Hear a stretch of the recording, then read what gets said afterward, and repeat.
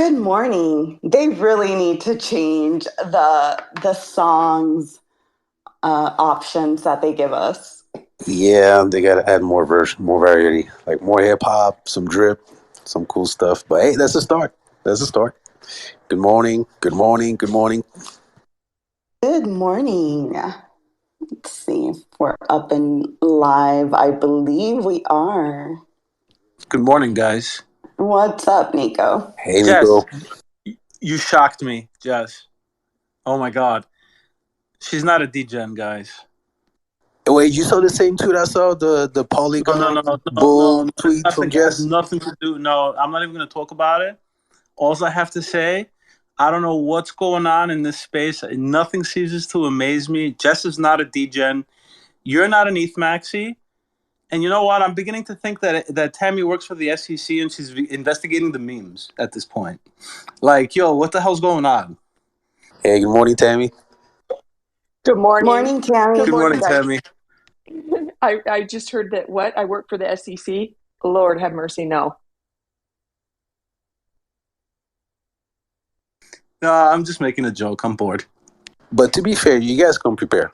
Right, I was looking at your timelines, both you and Jess. Like, you guys really like go out there, not just one chain, but like all the different chains. So hey, do a lot of homework. So we should do the same thing as well. So. Oh, I So, appreciate that. Thank you. Thank you. I'm interested, I get very interested with the banking stuff and the financial. I know you guys probably heard about the Bank of America Zelle deal. I posted that yesterday. That stuff is just weird. That's all I'm going to say. And I'm interested in just like the blockchain stuff. And I try not to be biased, and talk about different blockchains. Of course, I feel like everybody has their own bias, right? But I mean, I talk about Ethereum all the time, and you guys know I'm not a huge fan. So I try to bring both positives and negative stuff about all projects. And yeah, I did post some good stuff about Polygon, but I do have some Polygon FUD on my list for this week. So I try to flip it or to switch it up. So. I like it. Keep it spicy. It's the best way. Exactly. But Jess yeah, does a great go job. ahead, No, Sam. I was just going to say you do a great job at that. You just keep it very unbiased and just to me, you're just all around well-rounded with everything. Oh, I appreciate you guys. And I was thinking about that. Like, that's like Thursday nights, I pour myself a glass of wine and it's my ritual. And I just start, reading stuff that I've bookmarked over the week. And like, for me, it kind of like hosting the space like forces me to do that, right? So like I'm absorbing the information and it's a learning experience for me. So I appreciate you guys for making me read shit about I crypto. do the same stuff. Jess will attest to this. So I sit down and do the same thing. I read, I go through everything, and I write down some notes. God bless you, Jess, for reading all my handwriting and my chicken scratch that I put on my notes. But it keeps you up to date. Yeah, yeah. But yeah, let me just give off my quick disclaimer. Welcome, everybody. Another episode of Crypto and Coffee. Nothing said here is financial advice. This is for entertainment purposes only. What else? I hope everybody's having a great week. Just want to give a shout out to my sponsor partner over at Binance US. No trading fees on ETH and BTC over 140 crypto assets. You can check out the pinned tweet in my profile. And yeah, we were supposed to have somebody, I think it's Coin Ledger today, but they did have to push it back. So we'll talk about taxes in a few weeks because we got somebody else next week. So just an open forum today. Lots of things going on. I see if anybody wants to come up, hit request. Otherwise, you could drop a comment in the purple chat box or just tweet at me. But yeah, how's everything going? What's up, Daniel? Is Daniel coming up? I don't know if he's coming up or not. Not sure. I kind of feel this week is a little bit of a limbo in the crypto market. Like everybody's waiting for something to happen. I feel bullish. I have those old feelings of bull market where FOMO every morning I feel like I'm missing a green candle. So I don't know if everybody feels the same way, but I'm looking at green candles every other day. I'm like, I should have been on that project. So that good feeling of bull market. I'm not saying we're back, but I get the feeling that a lot of bulls are back and there's some good opportunities in the market. Those green candles are teasing you down. Oh man. I agree about the opportunities, but I don't know if I'm all that crazy bullish, bro. Yeah, I'd say it's just like a change, right? Like instead of like depressing news and this scam and this guy did this, there's now some, at least a few projects that are catching some sustained growth and activity and excitement around them. Yeah, it's been an interesting week. Since we were talking, I know, Tammy, you said you like talking about banking just before we got into crypto. I don't know how real this was, but did you guys see that there was like a rumor this week that Zelle was down and people were showing like negative bank account balances on Yes. Bank of Yeah, America? that did happen. So, and apparently the Zelle transactions that went through had gone through like days before. So it's almost like they went back in and they took the money out. So it's strange because there was finger pointing from Zelle and then there was finger pointing back from the bank. And you know what? I was trying to figure it out. I read the articles that I could find, but they were kind of vague on what was happening. But it sounds like everybody's been put whole again. But I guess it took over Twitter for a little bit. People were saying, some transactions were upwards of like 2 grand or more, and people were in the negative. So I don't quite know unless it was a glitch in the system, but how the bank I don't know. Zell was pointing the finger back at Bank of America. So Bank of America was the one that was affected. So I don't know if there's anybody here that was affected by it, but it sounds like it was a lot of people. I Also, have Zell, but I never used it. so this whole time I thought Bank of America owned Zelle. So they're two separate entities. Yeah, I don't think that they're the same. I think that they are two separates. Yeah, because you could use Zelle on like Wells Fargo and on other platforms as well. Go ahead, Nico. You could just chime in. You guys can. I'll see how we do. Just trying to chime in.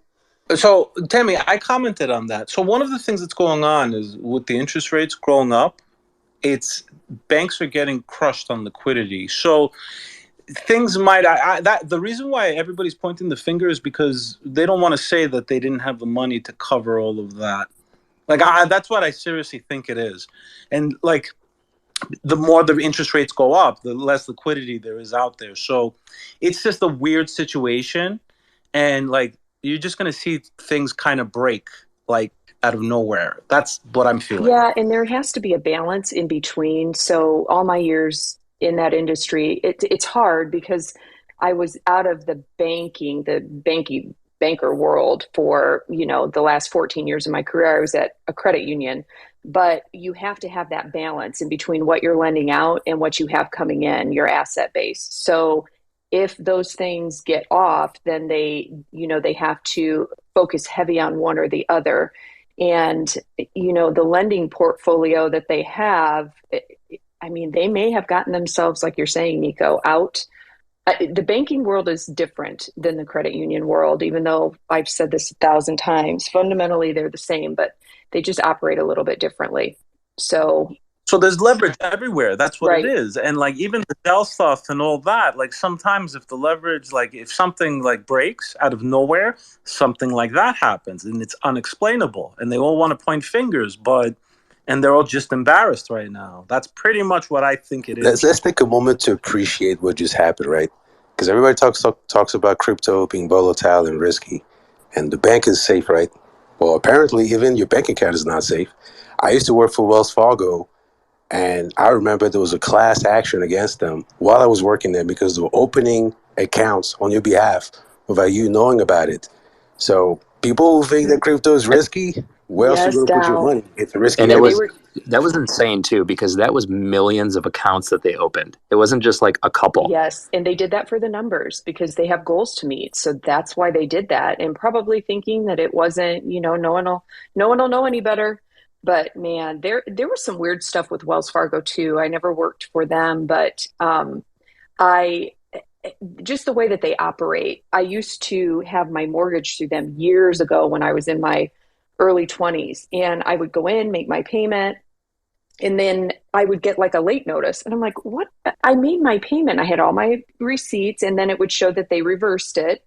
And they said, oh, well, at the branches, we just collect all the payments and then we just send them all in at once at the end of the month. And I'm like, what? Well, that shows that, I mean, I have it right here when I made my payment.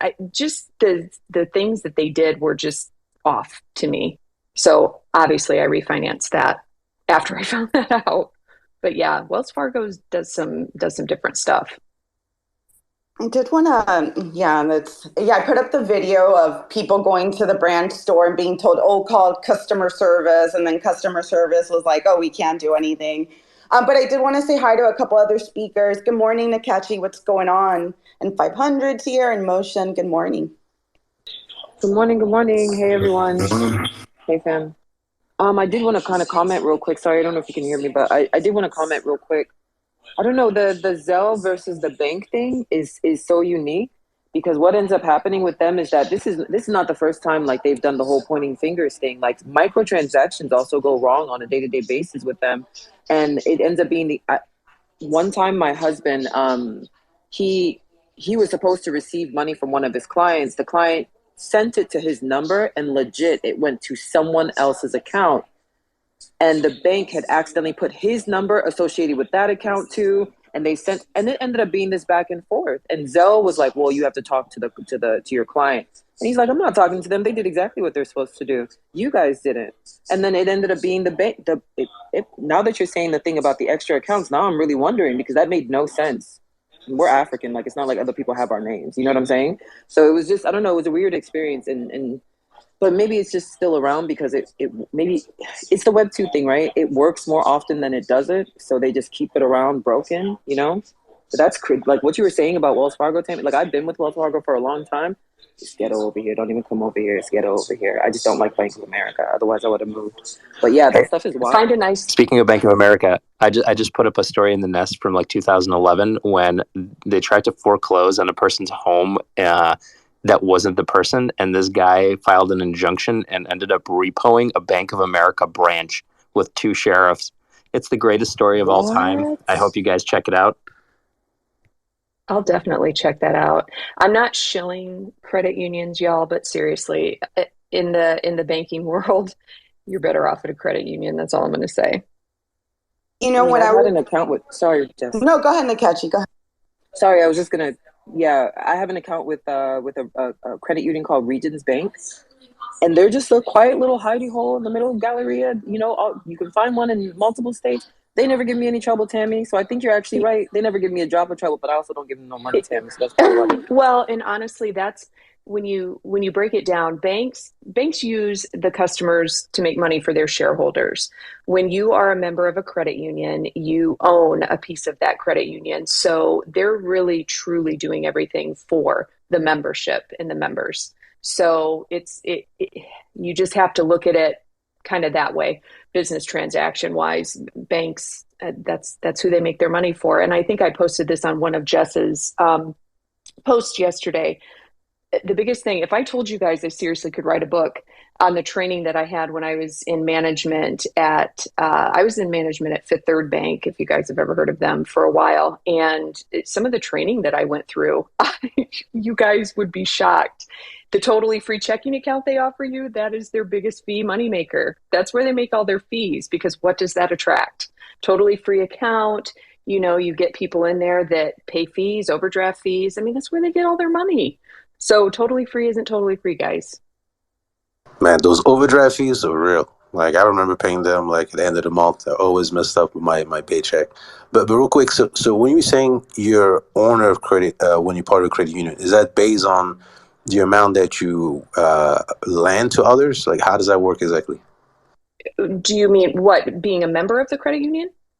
Yeah, so I think you mentioned that you were saying that you own part of the credit union. You do. So you are a member. So that's how they function. So when you are a member, you are brought in, you've got your membership that gives you one vote for that credit union. So you own a small piece of that credit union, basically. So it's kind of. I guess I should preface that and say, no, you're not an owner in the actual credit union itself, but you have one vote.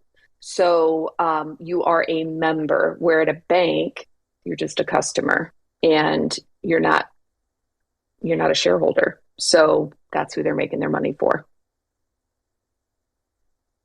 Yeah, great points. Yeah, what I was going to say is that when I was looking at the timeline, a lot of the memes were like, oh, people with credit unions don't have to worry about this, Zelle, Bank of America bullshit, because a lot of stuff never happens with credit unions. It's typically with the bigger banks that we see all the issues.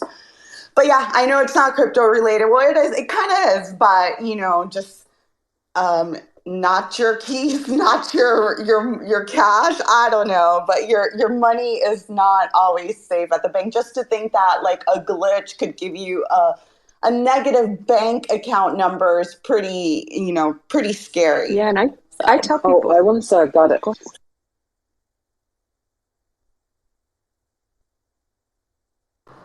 And say in case you go for it, then Tim. Sorry. I hate talking at the same time. I'm so sorry, Tammy. No, I was just gonna talk. That negative number that happened to me once with, I think it was Chase or something, like back in, it was a long time ago. It was like 20, maybe 12, 13. And one day I looked at my account and I shit you not, it was it was negative $999,999,999. I took a screenshot. Screenshot wasn't even hot back then. I was so shocked by it.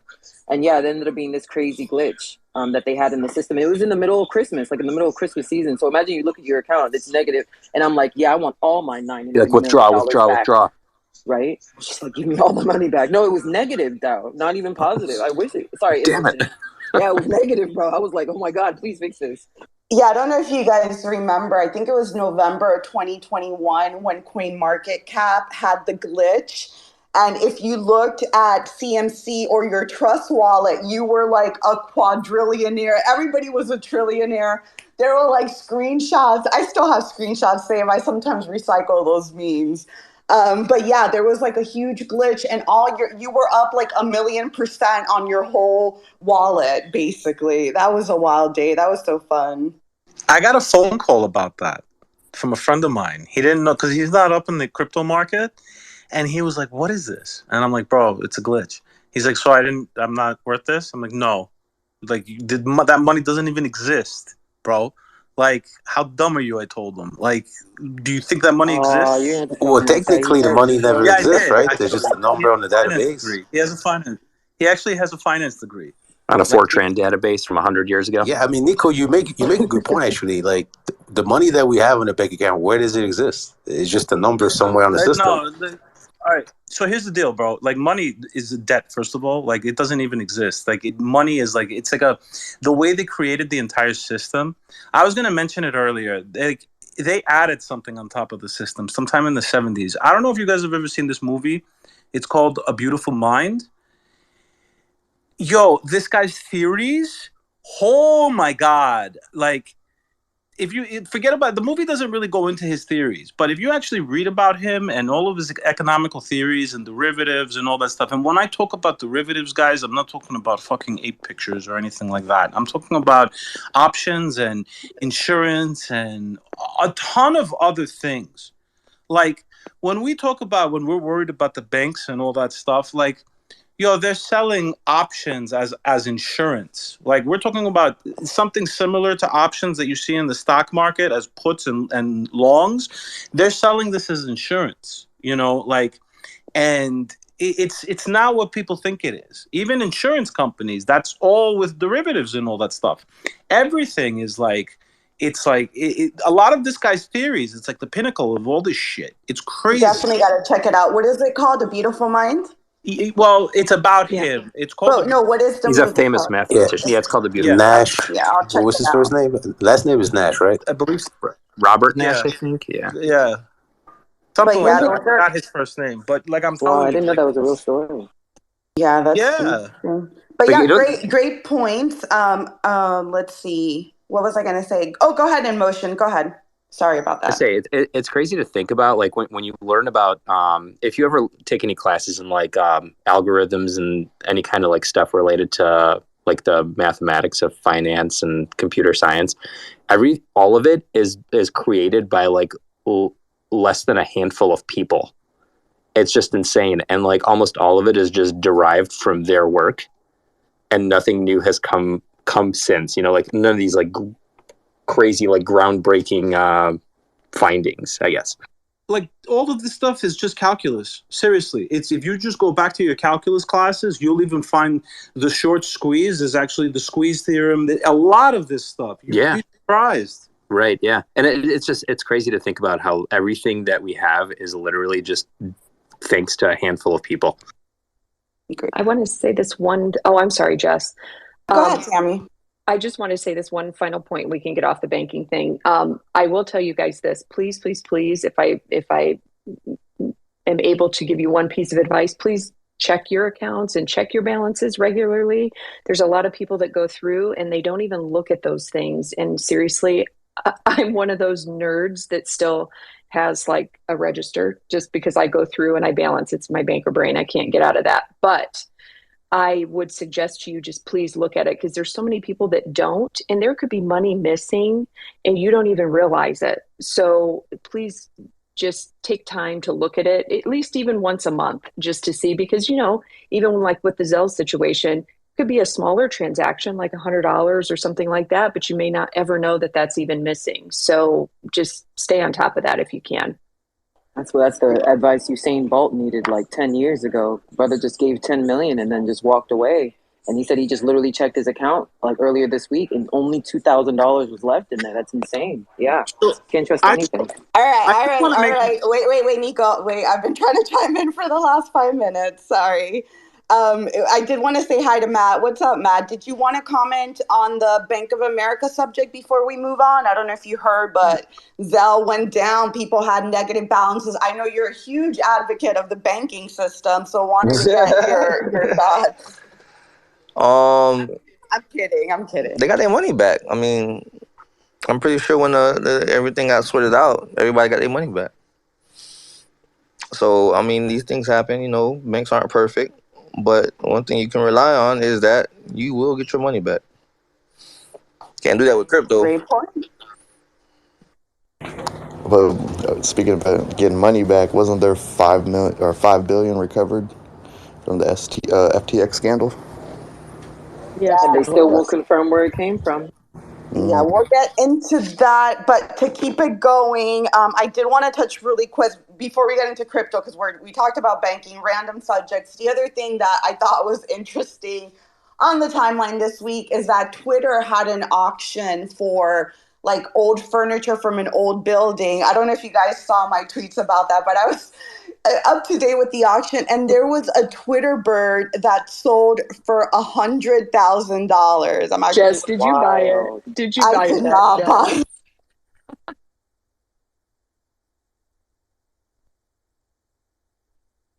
That was wild. That was wild. They're really trying to keep the lights on now.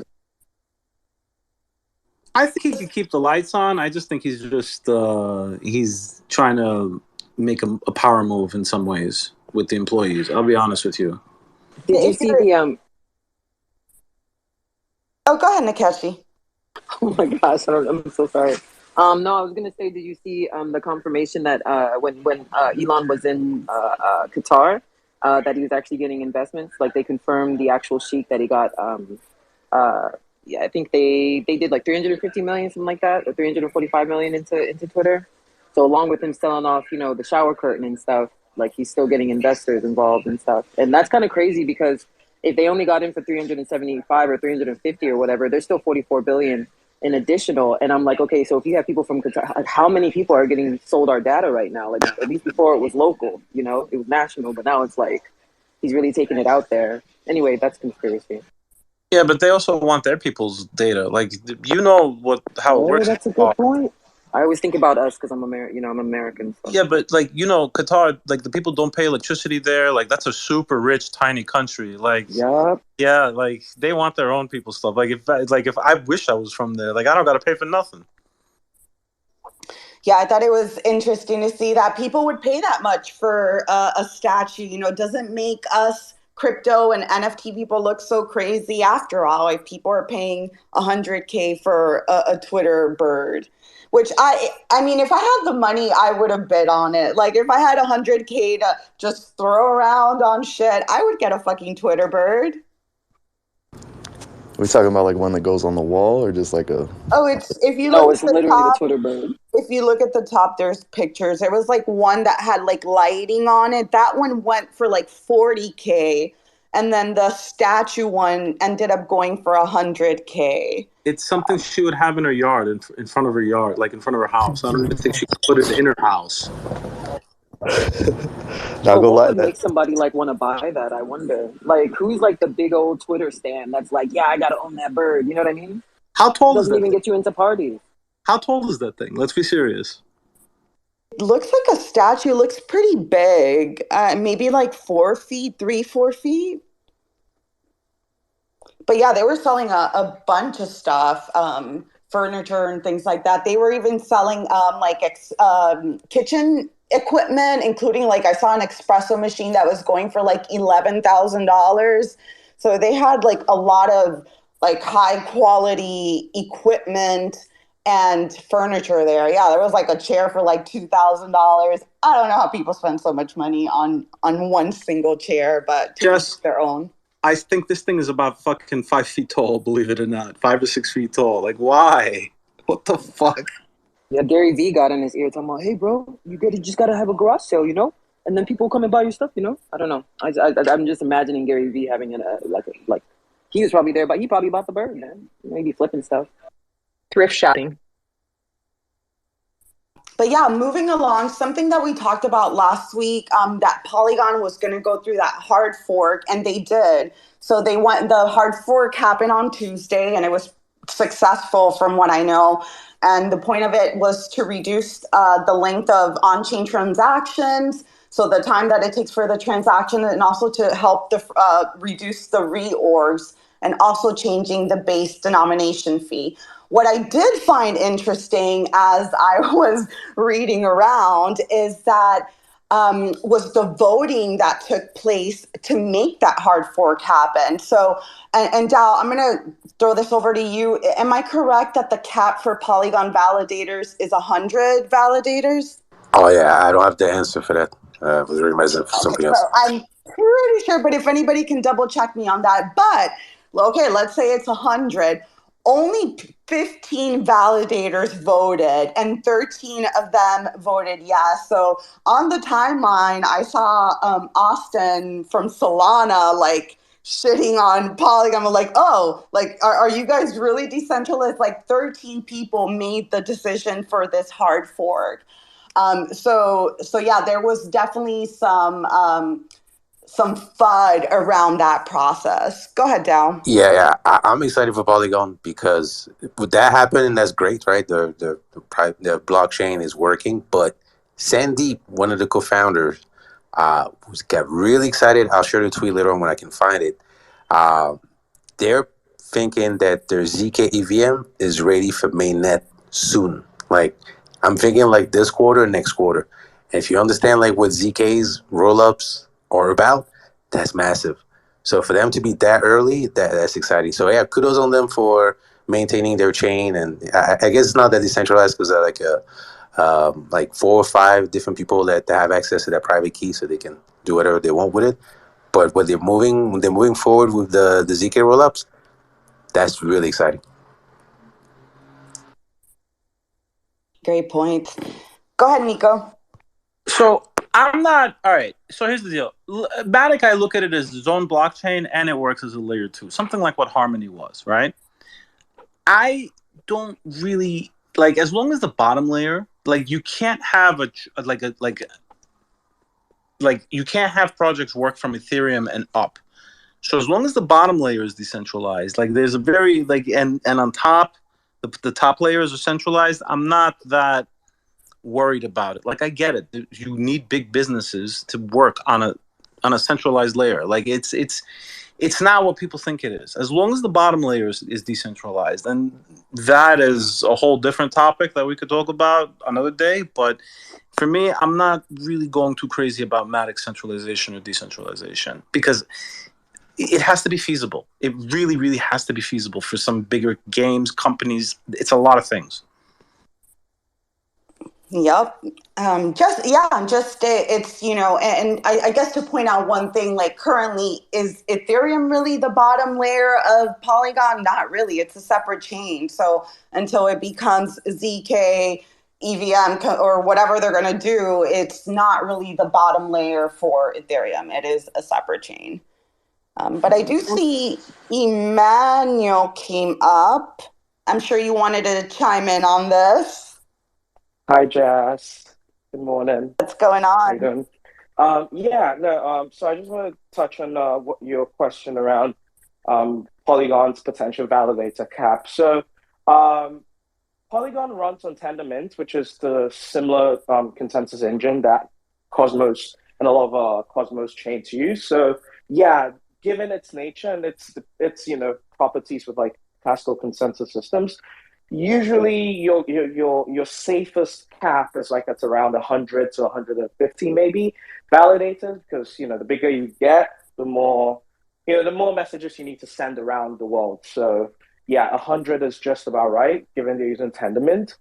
But then with that comes different assumptions. So for example, the chain might not be able to like fork in the context of like, oh, one person can lie to you and the chain forks. It's not like if people get dishonest, the chain can just kind of like come to a halt, kind of like what happens with Solana like every other day or something. So there is that. But then also something to point out with Polygon's ZK projects. One thing people don't realize is that Polygon pretty much acquired all their competitors. So, well, Polygon used to be just Polygon and all, and they had a bunch of competitors from ID103 and Hemaz and Maiden and all of these other places. And what Polygon did was just buy these places out. All right. So when you hear like Polygon ZK, there's ZK that coming out, it's not like Sandeep and his team sat down and went to do, no. They just bought out your competitors, and your competitors, at least the upside is that these competitors were also competitors between themselves, but now that they were all on the Polygon, they could work together and they could work better, and they've done well with that. And so they're able to ship fast and everything.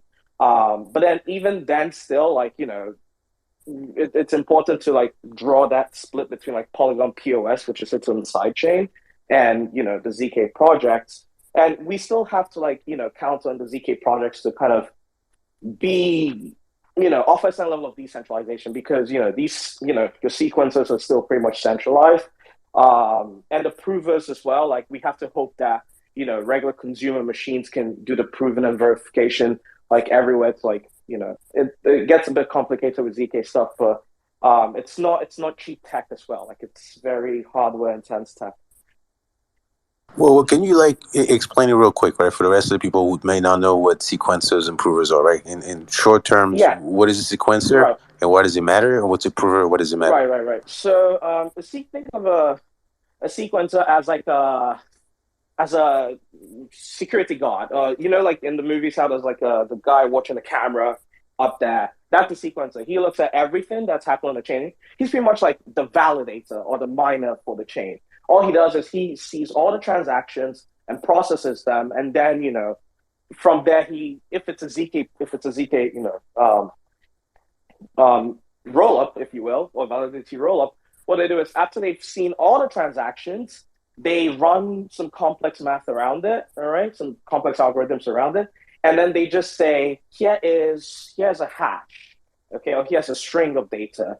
And this string of data could only be created if these transactions happen. So because these transactions happen, this hash happens. And the only way you can prove that is with another software called a verifier. So prover generates that hash, and verifier, complements that prover and says, okay, I would only tell you if this hash is correct if you used, the same software and rules, that I respect and I follow. So you can't lie to the verifier.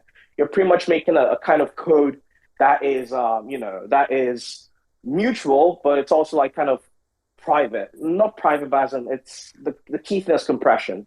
So you've been able to like take about 20 megabytes of data and squeeze all the way down to like 15 kilobytes. And that 15 kilobyte is just made of like some tech sorcery that is, I don't feel like I did justice to that. Did I do justice to that? Do you need me to do a take two on that?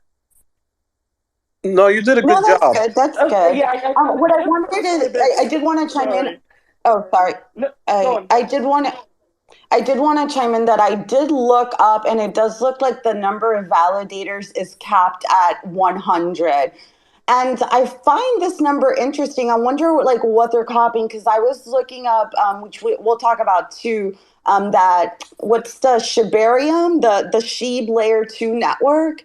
I was looking up their documentation, and their validator network is also capped at 100. So I wonder if they're just like copying some infrastructure or something that caps it at 100 validators. So that's I just wanted to add that. Yeah, that's usually the case, because these days that's the fastest way to build a blockchain using like very simple classical consensus systems. So, and that's what makes Bitcoin and like the race that Bitcoin started like very interesting, because a lot of the tech that we see in Cosmos and Polygon and everything, this is tech from like the 1980s, 1970s that like has been refined very well, and it does the job very well. It gives you high performance, gives you all the good stuff, but then it also limits like how much you can scale. So there's a whole bunch of theorems in computer science and distributed systems of like things you can have and things you cannot have. I'm really trying to not get technical with this, but essentially, it's more like, okay, you can either it's almost like the trilemma, but it's got some other things to it. It's like you can either be safe, or you can be live, or you can be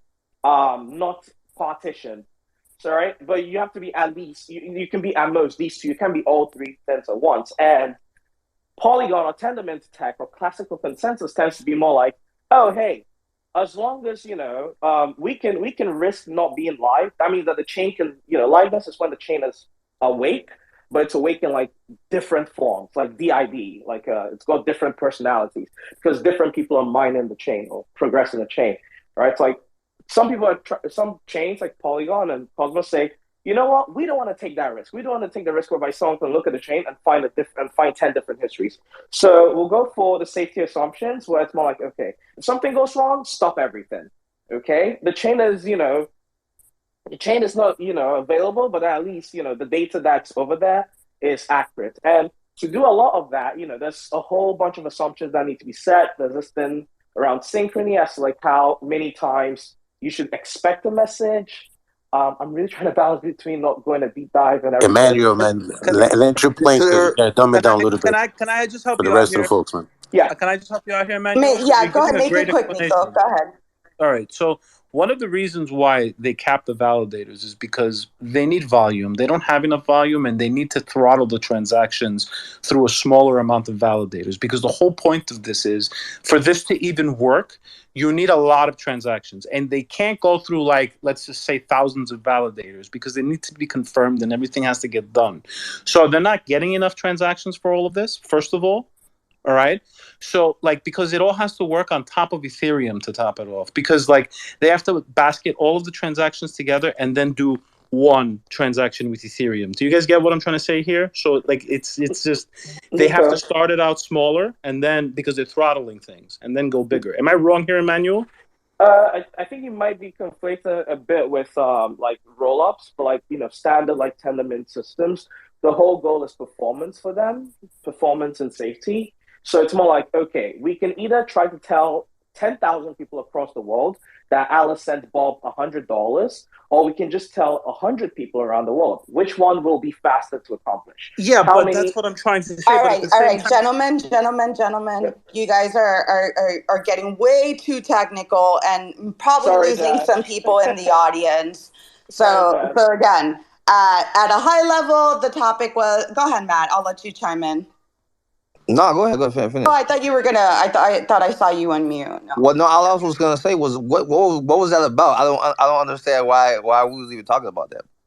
Let's still bring it back, man. Like, come on, man. Go ahead. Keep it moving.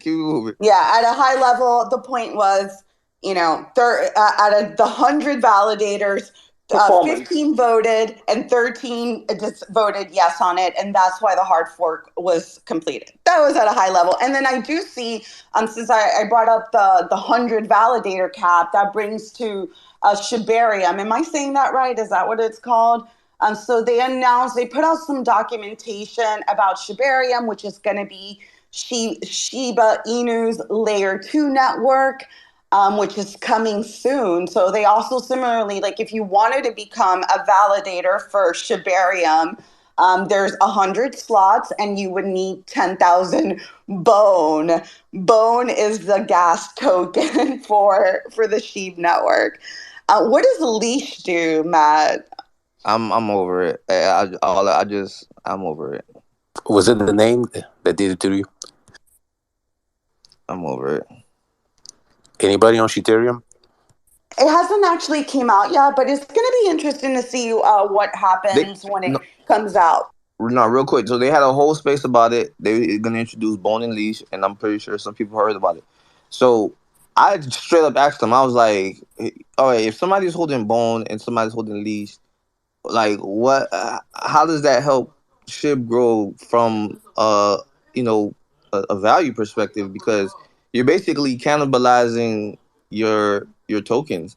If bone is the most I guess valuable one, or that's the one that holds the governance or whatever, why would I be holding SHIB? You know what I'm saying? So yeah, there's bone. I think leash is the most. It's something leash. It's leash, bone, and SHIB. So yeah, they went off the rails. Can you imagine like a TradFi, like older person looking at investing in crypto and, oh, you got to get bones and leash and Shiba Inu's like, oh yeah, sure, for sure. Yeah, I'll believe in that. That's the future of finance for sure. Exactly. Got us looking like joke style. Well, yeah, but it's gonna be a layer 2. Like I'm guessing, like other layer 2s. I don't know. Interesting. I don't know. I don't know if I'm gonna use that. Like I don't really do transactions related to Sheeb. I understand if you're like staking Sheeb and swapping using what is it, Shiba swap. You want to avoid the gas fees, but then you still have to swap for bone to use bone to pay for the gas fees. And yeah, if you try telling this to somebody outside of crypto, they're going to look at you like you're crazy. I said the same thing about Yuga Labs with the sewer pass and playing a game called Dookie Dash. Like, come on, y'all. I was literally just thinking about that, Tim. Literally, as you said it. Jesus, have you played Dookie Dash? I don't know anybody else on the board. I can't believe we're saying No, I Good fumbled my morning, bag. Crypto GM Tammy, Dow Chow, Jess, hello. How are Good you morning. guys? But I absolutely sold my sewer pass because it got to like, I sold it at 1.36 ETH. I was like, okay, for $2,000, am I really going to play a game or am I going to take the cash? And I never sell any NFTs. So I was like, you know what? I got to start selling shit while it's up, because God only knows where the fuck this is going to go, considering global macro market momentum. But I was just looking at this Shiba swap pen you had up here, and as weird as it sounds, I'm kind of bullish on Sheeb. I never thought that statement would come out of my mouth. I'm actually an OG Sheeb investor. I bought into Sheeb in 2020. This friend of mine who I used to degen hard with, I never knew his real name. He was this guy from China, and he was fucking dirt broke, but he was a degenerate. And he sent Shiba to me in 2020. And he threw like $100 in there or some shit. I was like, fuck it, I'm gonna throw $300 in this. And I ended up selling my Shiba bag for a pretty good amount. It would have been worth like $500,000 today, but I sold it for like $50K. But he held on to his bag the whole fucking time. And this dude was dead broke in like the middle of nowhere in China, and is now like taking his family on vacations in Europe and all this shit. So I mean, I'm thrilled for him. But it's really cool to see that Sheeb has taken the time to recognize like all the technological downfalls that they've created because of their in ecosystem dependencies, and they're moving to creating a layer 2 on top of Ethereum, which I thought was extremely interesting. So I'm kind of bullish. Yeah, I mean, I'm surprised. I was surprised to hear, like, this is very ironic. Like, Matt's not bullish and Jesus is bullish on Shibarium. Like, how the scripts have flipped. Yes, we went the opposite ways. Listen. I'm sorry, bro. It's not like that, man. I'm not coming for you. But isn't this what you wanted, No, you Matt? good. You good. Like, honestly, good. isn't this what you wanted? No, I just need I don't cheap know to what hit I want $1. anymore. I'm telling you, they really confused me when they when they introduced the bone and the leash, and from what they was talking, they was making the leash sound more important.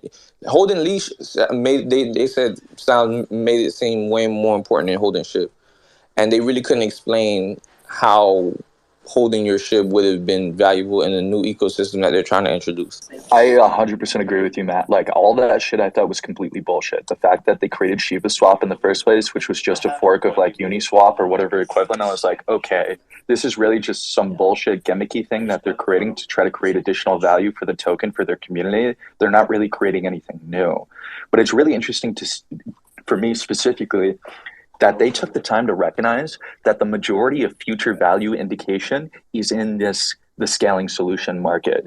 If you look today where the majority of VC funding is from, like your A16Zs, your Polychains, your Binances, etc., it's into these ZK rollups. Or just scaling solutions in general, optimistic rollups like Arbitrum and Optimism, but more ZK like ZK Sync and Polygon ZK. So I don't know how Shiba ZK, or I'm not sure if it's a ZK, but Shiba L2 is going to compare to Polygon's L2 and ZK Sync's L2 and to Arbitrum and Optimism. God only knows, but they've got so much capital in their treasury these days that they could hire some of the best people in the world to develop this if they really wanted to. So I am a lot more bullish on Sheeb than I was before, because to me all those things were gimmicky. But now they're actually doing something that could potentially have real traction and actually bring new value to the market. Yeah, and I think the fact that they're building something that, for like the long-term vision, I guess is a good thing compared to other, dog tokens that are out here. Leo, what's up? Good morning. Good morning, good morning. Nico, what the hell are you wearing? They sound like chiclets, bro. But I'm still bullish on Sheeb. I think anybody holding Sheeb now in 2030 will be happy as fuck. That's just me, because they are building a lot of good things. Yeah, as far as the leash versus bone, and yeah, I don't know what the hell they were trying to do there. But I know the bone, I think, is for gas fees. I don't know. Leash, I think at one time somebody told me it was for the NFT market. I don't fucking know. But I think I'm still bullish on leash and where it's going to go in a few years. You're just mad you don't have a donut. Great point, Leo. Thanks for stopping by. What's up, blue collar? How's it going, Jess? Yeah, I find this pretty funny. I mean, unfortunately, crypto is almost like Dungeons and Dragons in video games. I couldn't agree more that you're not going to get serious adult investors to even consider these weird cockamamie DeFi names, functionalities. It's kind of pretty funny. And to hear someone say 2030 when it comes to crypto, that's like, 1981 Pinto in investing.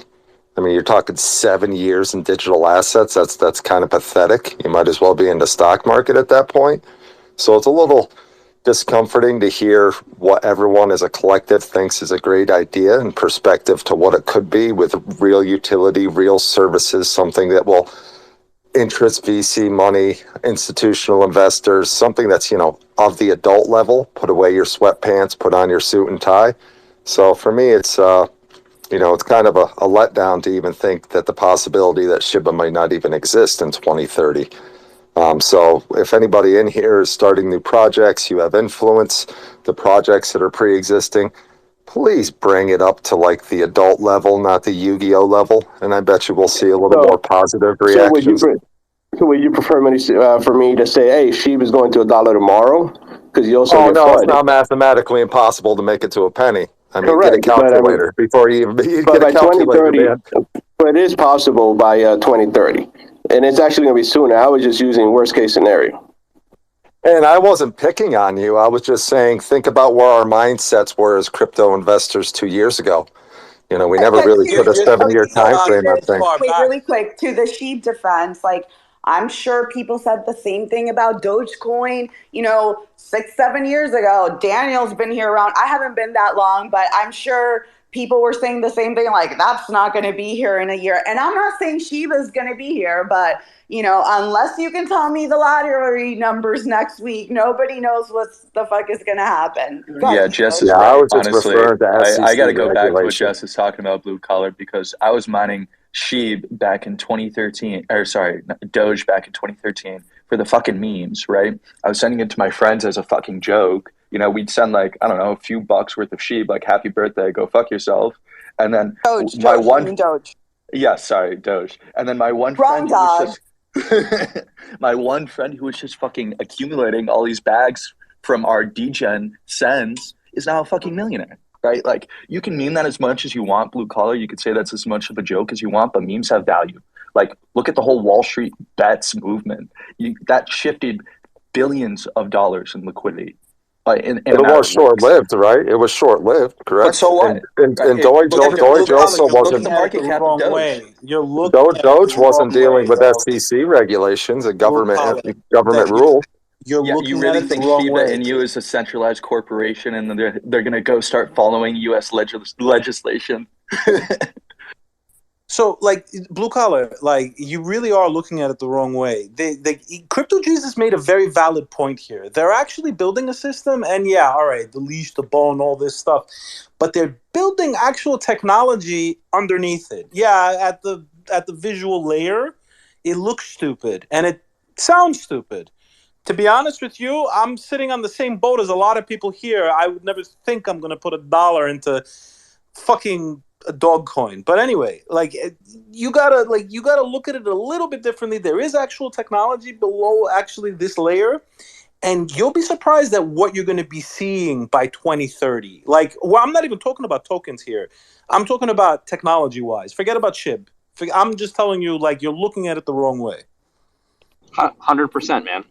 Look at everybody's talking about the whole GameStop thing during the Wall Street Bets bull run, but look what these guys took to do during the bear market. They're partnering with some of the most advanced zero knowledge technologies out there.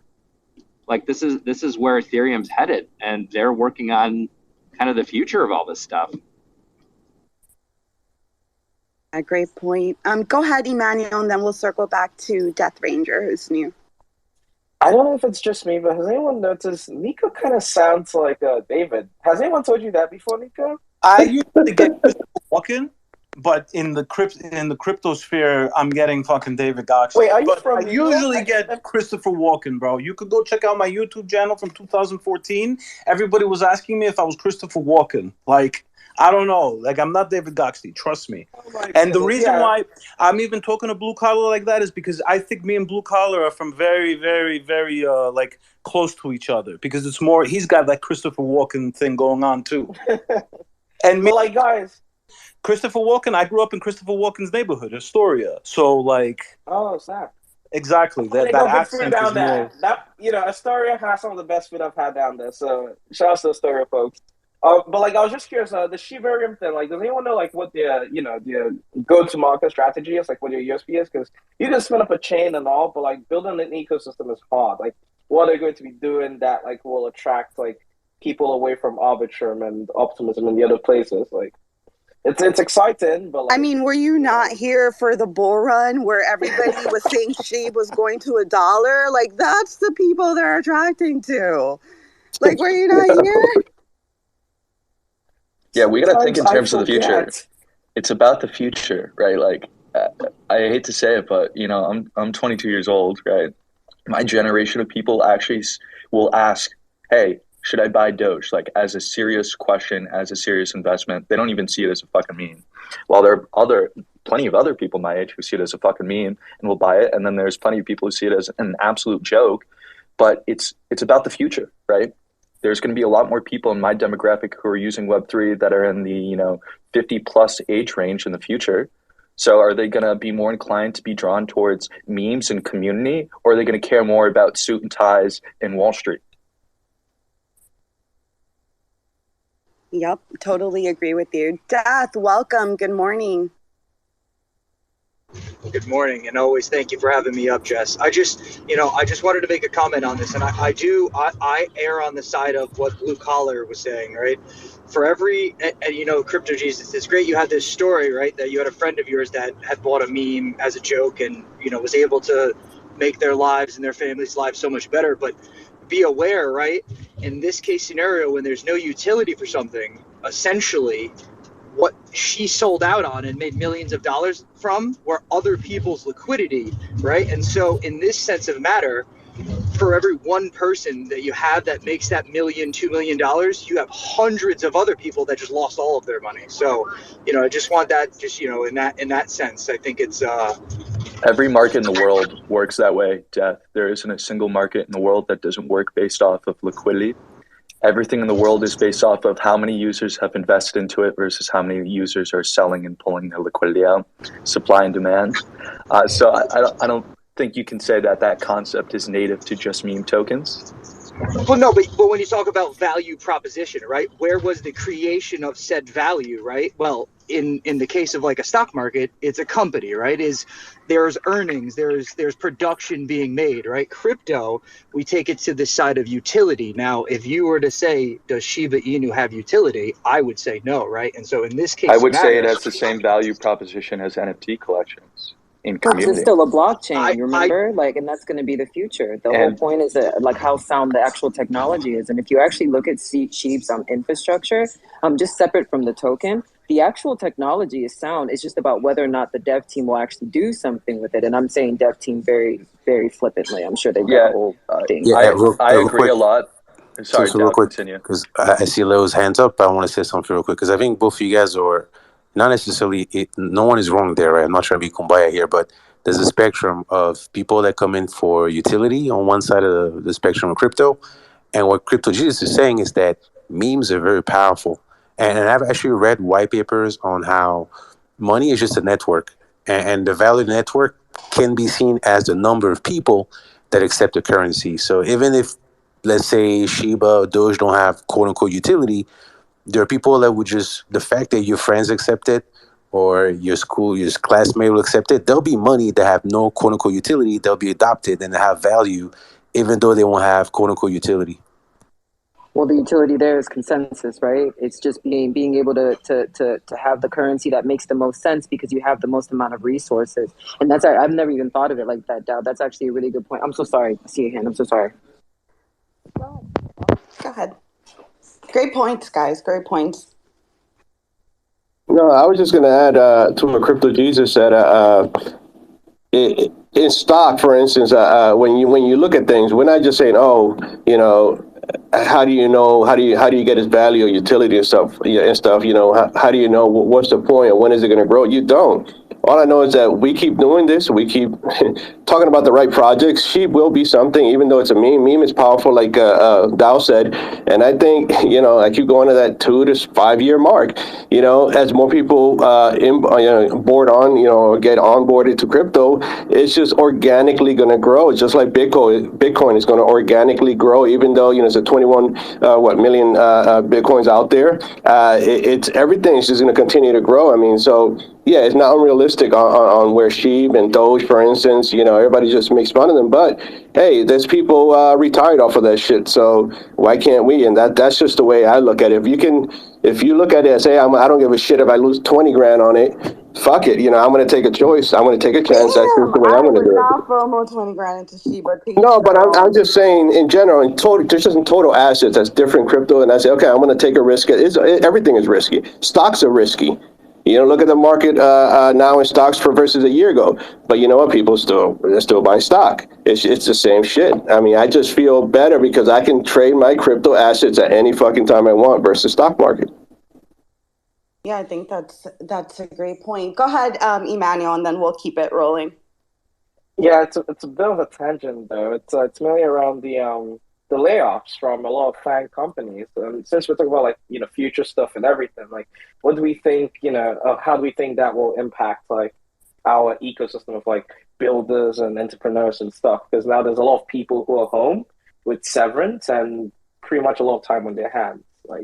What's everyone taking out of this?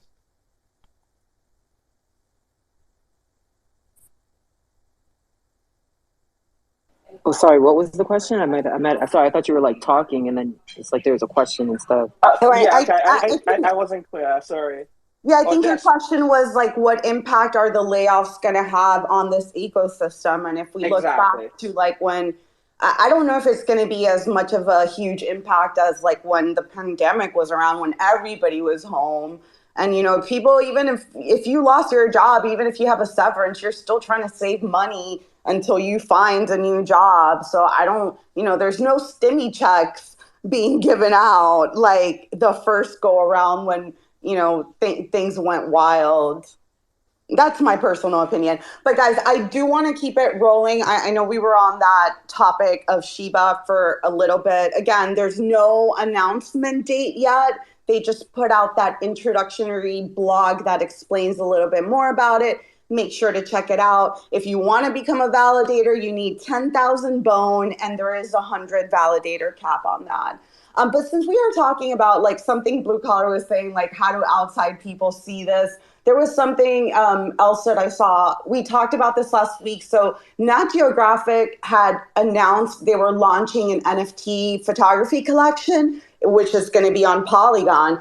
And they put out a tweet on their social media kind of to give an overview of what NFTs were. And they used a BAYC image, which was weird because they're launching photography collection, and they got a lot of backlash.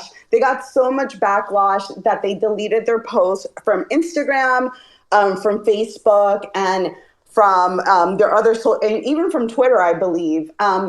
So I guess my question to the group, like when we talk about, perception of mainstream, of what mainstream thinks about NFTs and crypto, obviously they hate NFTs. Do you guys think having BAYC as the forefront is good for this space? Like when I see like Dookie Dash, like that's not something I'm going to tell, my friends about or probably even bring up in conversation. So wanted to throw that out there because I thought it was interesting that people still hate NFTs. If you get us outside of this bubble, they still hate us. Go ahead, Nikeshi. Oh, for sure. Do you know what? Before I go though, I think Blue Collar actually had his hand up before me, and I can go after though if that's okay. Oh yeah, sorry, Blue. I didn't see your hand because you're. I needed to scroll down a little bit. Oh, no worries, no worries. I think everyone in the room agrees that the technology is the wave of the future. Blockchain is here to stay. I wouldn't doubt that for 1 second. Wouldn't even try to argue it. And if we look at the perspective of marketing, what's hot today can frizzle out tomorrow. We saw that with the internet, birth of the internet, AOL, whatever it may be.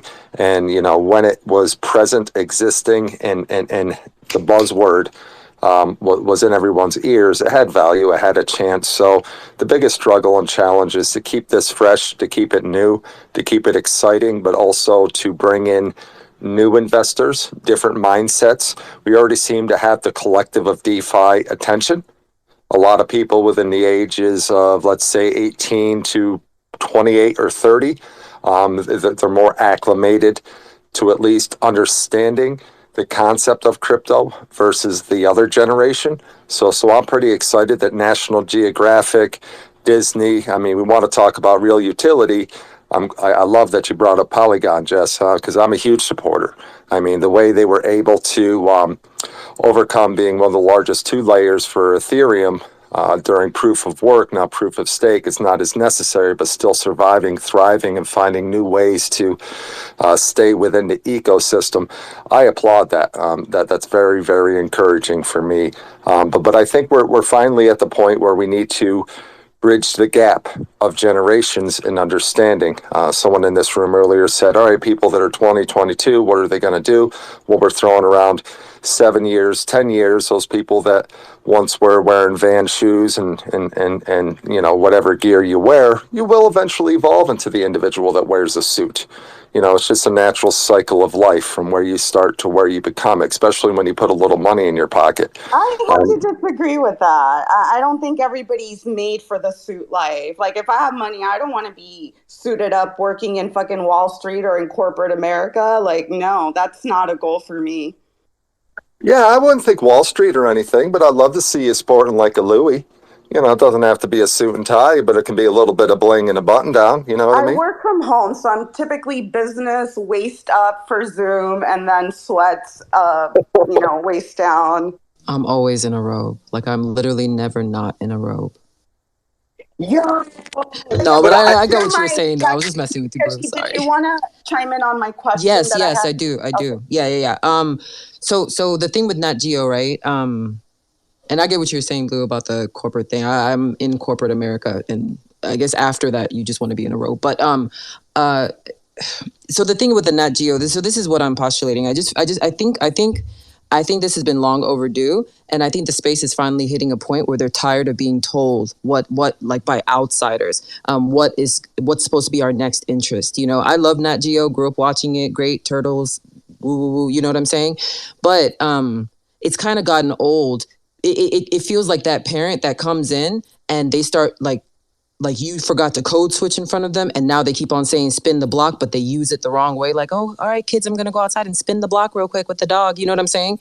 Meanwhile, it really means just killing folks. But I just say that to say the way that Nat Geo came out, like making all these posts or whatever, understand that their followers don't know shit about NFTs. They don't know anything about that. This is what I'm realizing. Look at all the projects look at Chris Brown. All these people, their followers do not know about NFTs. So who is their liquidity? It's us. It's us constantly because they come into this space. They don't spend time with us. We've never seen them here before, but all of a sudden they want to mint on Polygon. Like you couldn't even invest gas fees into the ecosystem. So you go and choose the proof of stake. I love Polygon. I've been a big proponent for Polygon for quite some time, you know, as much as I can be anyway, for the fact that I've never set foot on their property and I never will. But I guess I just say that to say I think that the backlash came from the fact that they're just using the slogans. They're just using the words.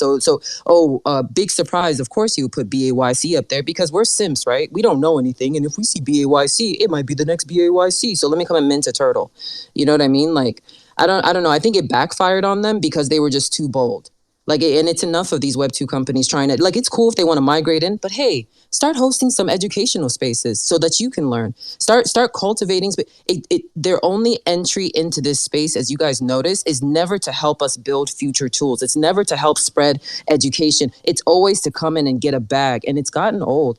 And their approach as well, just dropping that, said, like, we don't care about none of that. We've been known these. We know the people at Yuga. I remember when they were marketing that on Clubhouse, you know? So I don't know. I think it's maybe it's high time that this happened, but I think it's also a sign that the community as a whole is kind of tired of just being used as exit liquidity, because that's really what they do. And you know what we're going to do. We're going to get in there. We're going to run it up. We're going to make our flips and we're going to dip. And then the regular schmegular guy is going to be left holding the bag. We don't want to participate in that level of abuse anymore. Like, we just want genuine projects that, hey, this is a bull run, bro. Let's see who all can make it, and let's just go and do that. But not this whole, your people do not understand NFTs. Stop marketing it to us. Because you're just basically telling, listen, after Game of Thrones used you guys up and then still gave you guys scam NFTs, we're going to come in and we're going to give you real NFTs. You know what I'm saying? But at the end of the day, it's still the same concept of Web2 companies coming in, you abusing the space for liquidity and dipping. Have y'all heard about Tiffany's ever since? Have you guys heard about all these companies that came through? Man, I got so much backlash when I called out that Tiffany thing from that. They was hurt, Jess. They spent like 30 ETH, Jess. Influencer, that numbers influencer. I don't know I forgot his name. It was too soon. They just spent 30 ETH, Jess. You know, when somebody spends 30 ETH during the bull market, you got to give them a day. You know what I'm saying?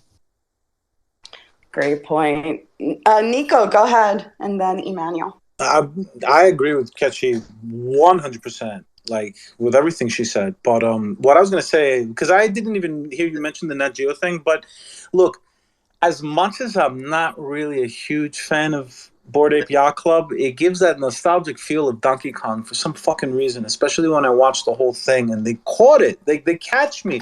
Like, even the Dookie Dash thing, I think it's the dumbest thing in the world, but for some reason it's going to fucking catch on. Like, I don't know what to say. Like, I'm fighting not to play that thing, Nico. I'm fighting it off. It's the marketing.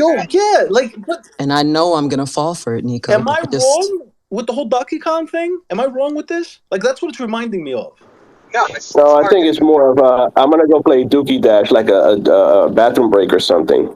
But do you remember when you see Donkey Kong on the 2D and he really was on a barrel, and it just kind of gives that up and down feel that you used to always have to experience when we were, like circa 2005, But the that's what they 2D did to games. me. That's exactly what it is. That's what That's they're what they tapping did to into. me. The big difference is Donkey Kong, you played because you thought it was fun. Like Dookie Dash, people, oh God, I can't believe I'm You saying said this. it, and it's Dookie recorded, Dash Jess. It's is recorded. people are playing for it. They have an incentive to play, right? Where they want to get keys or whatever because there's going to be some monetary value. So the question is, if there was no monetary incentive behind it, would people actually even be playing it?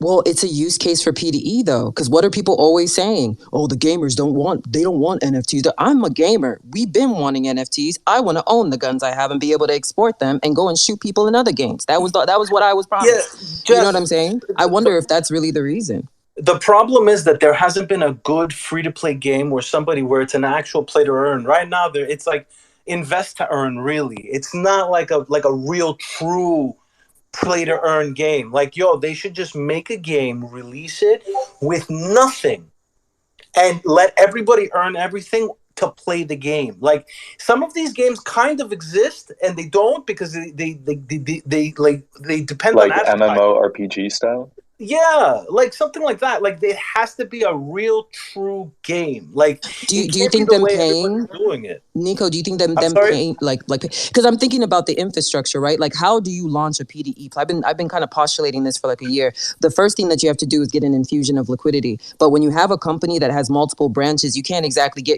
pull an SBF and be like, yeah, we just funneled this to this place. But you know what I mean? So I wonder if that really is going to be one of the standards, that some of the games are going to be free to release, like you and Jess are talking about, and then let's just see what happens, and then it'll be based on the clout of the actual community. But I also wonder if we're also going to see another structure where it's like, nah, you pay to start. You gotta set up your membership, bro. You're gonna earn money on this. So I mean, maybe you pay $2,000 and then you're gonna earn X amount in 2 months. That goes over 2,000. And I mean, doesn't that sound familiar, Nico? You know what I'm saying? Nikechi, let me just tell you something. Yes, absolutely. But let me tell you something. I really like a lot of games, and because they bring certain mechanics to the games, but they're gotcha games, and I don't play them. You know what I'm talking about with the gotcha. Yeah, I know. So, like, my YouTube channel is about a gotcha game that caught really high, and like, I know people that spent well into 7 figures, and they can't even pull the money out. They're trying to sell the accounts and all that stuff just to get a little bit of money out, and like, it's insanity the amount of money that people paid on that gotcha game. But there's a market for that, and I'm gonna be honest with you. I had fun with it. Like, I played the game, and like, there is a way to get this done properly. It has to get done properly. Right now, it's invest to earn, and it's really All right. Let's go with Ghost and then Emmanuel. Hey, good morning, guys. Thank you for having me up. Good morning. I'm on my second coffee almost, but I wanted to add what Jess said about Tiffany. When they released their NFT, I mean, I live in Vegas. They have a store here, but I wasn't aware they were a part of a huge conglomerate like Louis Vuitton. And hold on, let me go on my little messenger thing right here on the thing. LVMH. Yeah. So Louis Vuitton, Moet French Hennessy. holding, multinational corporation, yada yada, Dior, Fendi, jewelries, Bulgari, Reposi, whatever. I can't even pronounce Chateau. I know how to pronounce Chateau because there's a club in Vegas called Chateau. Let's get Right. to So the it. point I'm trying to make is I was not surprised that they were going to sell out. Second, as soon as I looked into how much they spent on advertising, Tiffany alone, between all these companies I mentioned, they spent $2 billion or more on advertising every year. That's their advertising dollars when I did research. As soon as I found that out and Jess posted like what seems like a year ago about this, I knew, oh, that shit's gonna sell like freaking instantly. And all the haters that are talking about like the utility or whatever, you don't understand their audience maybe. So it's kind of like what we're talking about right now, talking about like audiences. Well, maybe we don't know who the hardcore Tiffany buyers are, and I knew that shit was gonna sell, and it did. Now, same applies the logic you're saying. I'm in my piece right there. True. Maybe Tiffany and Co. enter the space. They're never gonna come back. Maybe they have no idea what the hell is going on. But I do know one thing: they understood their audience, and they executed. Whatever the hell they want to do with it later, I don't care. I don't buy Tiffany, so that's just what I wanted to say. No, that's a great point. And, everybody keeps on bringing up utility, but utility is subjective. Maybe I didn't like it, but like you said, somebody else liked that pendant. Who was next? It was Emmanuel and then Blue and then Jesus. Yeah, I just want to lead with the shouts to everyone who lives in their ropes at home. I'm like a kimono person right now. Like I'm literally in my kimono right now, and I have to always do this thing where, for example, I have a call in the next 45 minutes, and I literally have to like throw this thing off, throw on a hoodie, or like throw on like a button shirt, depending on who I'm talking to. Have a talk with them. When you're done, I take the stuff off and put the kimono back on, and I'm like, when can I at least have a call with? I'm like, this is why I need to just like stop my own thing. Then I can be the boss. But on the Nat Geo thing, I'm very much like in line with Thinkachi. It's like it's the same old song and dance, and most importantly, the team behind it are not very innovative. They're not very forward thinking. They're not very like, what can we do better? And I'm like, how does the entire external industry see what Reddit did and not just do what Reddit did? Like, how is everyone not paying attention to Reddit? And that blows my mind. And using Bored Apes, like, Bored Apes is still not, like, Bored Apes is, like, exciting, but it's, like, a niche thing within a niche group. Like, it's not supreme. So you're not just going to, like, slap Bored Apes around and people are going to know, oh, it's Bored Apes. Like, it's not hit that supreme level yet. Like, the size is not size yet. All right? So it's like, I don't know who's advising these, but they need to get better advisors or, someone put me on your speed dial or something because it's getting ridiculous at this point. And yeah, that's it. I'm completely. Feels opportunistic that they use BAYC too. Dow, go ahead, and then we'll circle back to Blue. Yeah, just to rebound on what Nkeshi and Nico was saying, most of the games that we have in Play to Earn or GameFi, if you compare it to like mainstream games people are playing, they're really subpar. But there's some massive AAA games coming up, hopefully this year. I'm already in them. And they're built by the people that created Call of Duty, Warcraft, GTA. The ones that I know about, and correct me if I'm wrong, Nico, but like the one that people are really excited about are Illuvium, which is kind of like a Pokemon Catch Them All alternative. There's also Big Time, which is kind of like one of those like MMO, I think. And then another one is Star Atlas, but it might not come out this year. It might be like next year. So they're being built. And I think she was saying, right, you get to have your armor, your guns, even your land as NFTs, but you can still play the game without having to know that there's NFTs. So people can just play the game for the fun of it, but as an added benefit to it, if you care about it, you can actually participate in the economy of the game. Yeah, I understand what you're saying, but like, it's got to be done a little differently. I'm telling you, bro. Like, it's not done properly. The majority of the people that are in games are very disgusted by the way it's being done. Illuvium was really a sleeper hit too. A lot of people didn't pay attention to Illuvium. Like it was really a sleeper hit too. And they tried to tell people, but nobody was like getting moved at that time. Can we move her? Yeah, I got rubbed. Yeah. But anyway, great point about Illuvium. I haven't heard that name in a while. Wait, let's go to guys. Let's go to Blue and then Jesus, and then we got to keep it moving.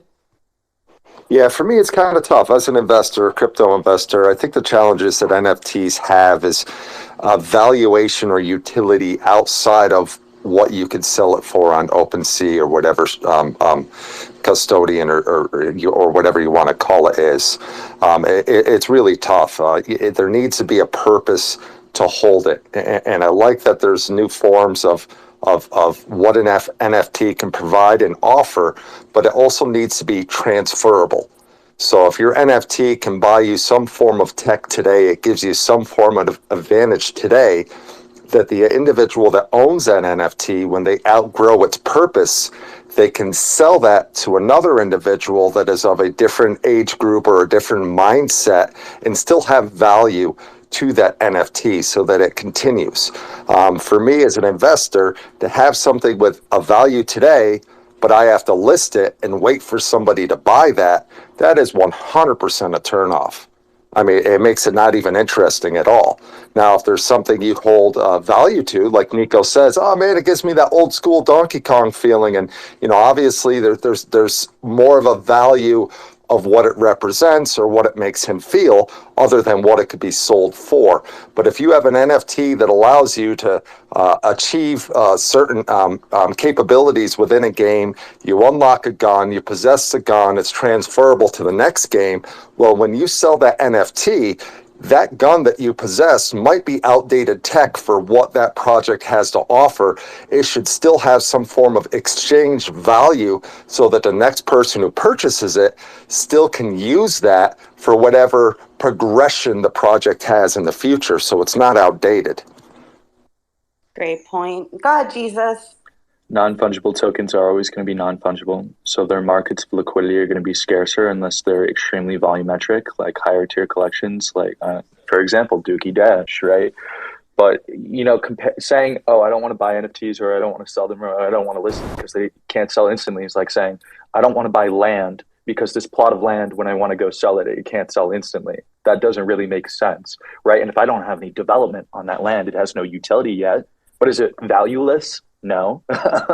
It's all of us here currently, we're all early adapters, right? We're all extremely early. We're all here because we see the potential for the industry, we see the potential for the future, we see the potential in innovation. And really, we can shit on the Bored Ape Yacht Club as much as we want in Yuga Labs, but money talks, and they're clearly doing it right. I mean, if you look at Dookie Dash, it's already extremely successful. They've more than netted their dreams of return in like a 48-hour window, and there's still so much room for secondary market and volumetric trading. We don't even know what the story is going to unfold to really look like. But if you're looking at consumer feedback, user feedback, just by going through your Twitter feed, you're going to see people are pretty happy with the game. People are actively engaged with the game. Yuga Labs is doing it right by having these little satellite. These are temporary games. They're not real, meant to be played games after these events. They're temporary games. Yes, they're also gamified with monetary additions as well, and ecosystem benefits, community benefits, but they're temporary. And that's important to keep in mind. And really, we got to ask ourselves is, why are they doing these temporary games in the first place? One, it drives revenue. And two, it keeps the community actively engaged. It keeps the momentum there. It keeps the spotlight on the Bored Ape Yacht Club. Those are all great points, but you still haven't played, so you're going to have to play and give us a real review. I'm just going to call you out on that. You're right, Jess. I just don't want to dump my bags into this. But can I add to something really quick on this? I mean, anybody in here that remembers when you had Blockbuster rentals, or you could actually go to a store and say, well, that game's pretty cool, but instead of spending $100 for a game that I can buy for $30 6 months from now, I'm just going to rent it. So when we go forward and you rent have NFTs. But you know what I mean? I'm not saying that you can't. I'm just saying that something that has a value that lasts, or that you at least have some form of base of credit so you evolve as the project evolves. Something that's temporary, it has value today until it's no longer the fad. That's a waste of time for anyone that has value to money in their pocket. How do you determine that some value is temporary and some value is permanent? You can't. Value is all speculative, right? There's some value in raw goods and raw materials because they have certain properties that are good for development, sure. But the valuation behind just about every market, they are all controlled. They are all speculative. It is, every investment in the world is speculative. So you can't really say for something like, oh, this NFT is only a short-term value proposition. It only has value today. Well, you have no way of knowing that for sure. Yeah, the main value proposition behind the NFT space today is community. But, now we're seeing integrations like what Yuga Labs is doing. Yeah, they've created forms of utility. They've created these miniature games. They've created, other side. Yeah, it's not 100% ready yet, but obviously these things are on the horizon. So saying that utility is not going to come out of the NFTs, I think is more or less a bogus claim. Yep, I think it goes back to utility is subjective. I'm going to go through the hands, guys. I'm going to ask you to make it quick because we got a bunch of topics. I definitely want to talk about ETH and about some AVAX stuff. So I think it was, I'm going to go to Medic first because he's new, and then In Motion and Leo. Hey, thanks, Jess. Glad to be back. I just wanted to comment on kind of what was being said here.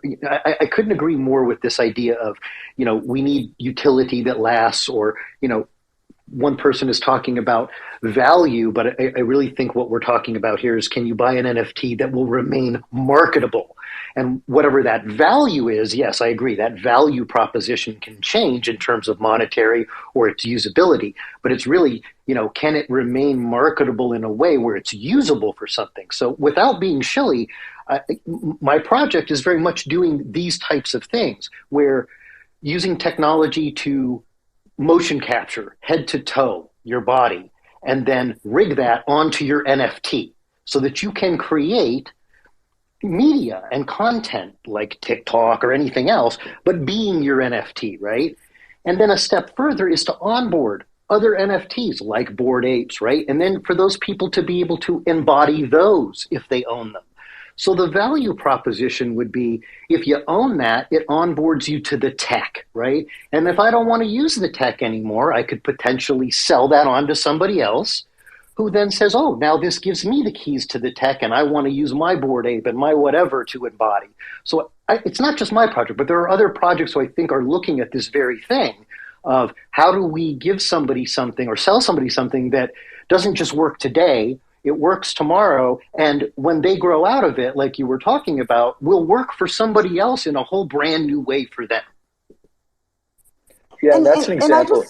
Really quick, just to add, are we putting too much pressure on NFTs? Like if you use the game example, you buy a game today, you try to resell it 5 years from now, the value is going to be lower probably, right? Because there's 10 new games that have came out. So I feel like we're putting NFTs like on this pedestal that this value needs to remain for eternity when it's just completely unrealistic. People's interests change, new things come out. Like, are we putting it too much on a pedestal? Sorry about that. Go ahead, Jesus. I think a lot of it has to do with building around this idea of a contract address, right? Because all these things are digital assets that live forever on a decentralized computing network.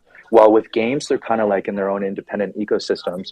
And the only way those entities would make money is by selling the initial copies, right? They wouldn't see any profit in the secondary market. So there was no reason for them to continually add value back to the game because there's no financial incentive to do so.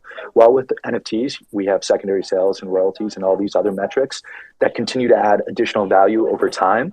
So it creates these incentive mechanisms for these developers to continually add value to these projects, to these communities. For example, I don't see a future in which Yuga Labs is going to stop creating new technology for Bored Apes because it wouldn't be in their financial interest. Well, I think that people might be, I don't know, people can only like grasp concepts that they've like experienced continuously, right? And when I think about like the gaming industry, it took a while for me to realize that that a lot of people were seeing it as, oh yeah, using NFTs to buy games. That would never have crossed my mind as a proper utility for it, because I mean it's exactly to crypto and Jess's point, like, after you sell it, then what's the value later on to be able to resell it? So I think it's more going to be like that secondary aspect, not secondaries in secondary market, but more like accessories wise, like creating assets in there and having marketplaces where the actual individual makes money, not the company.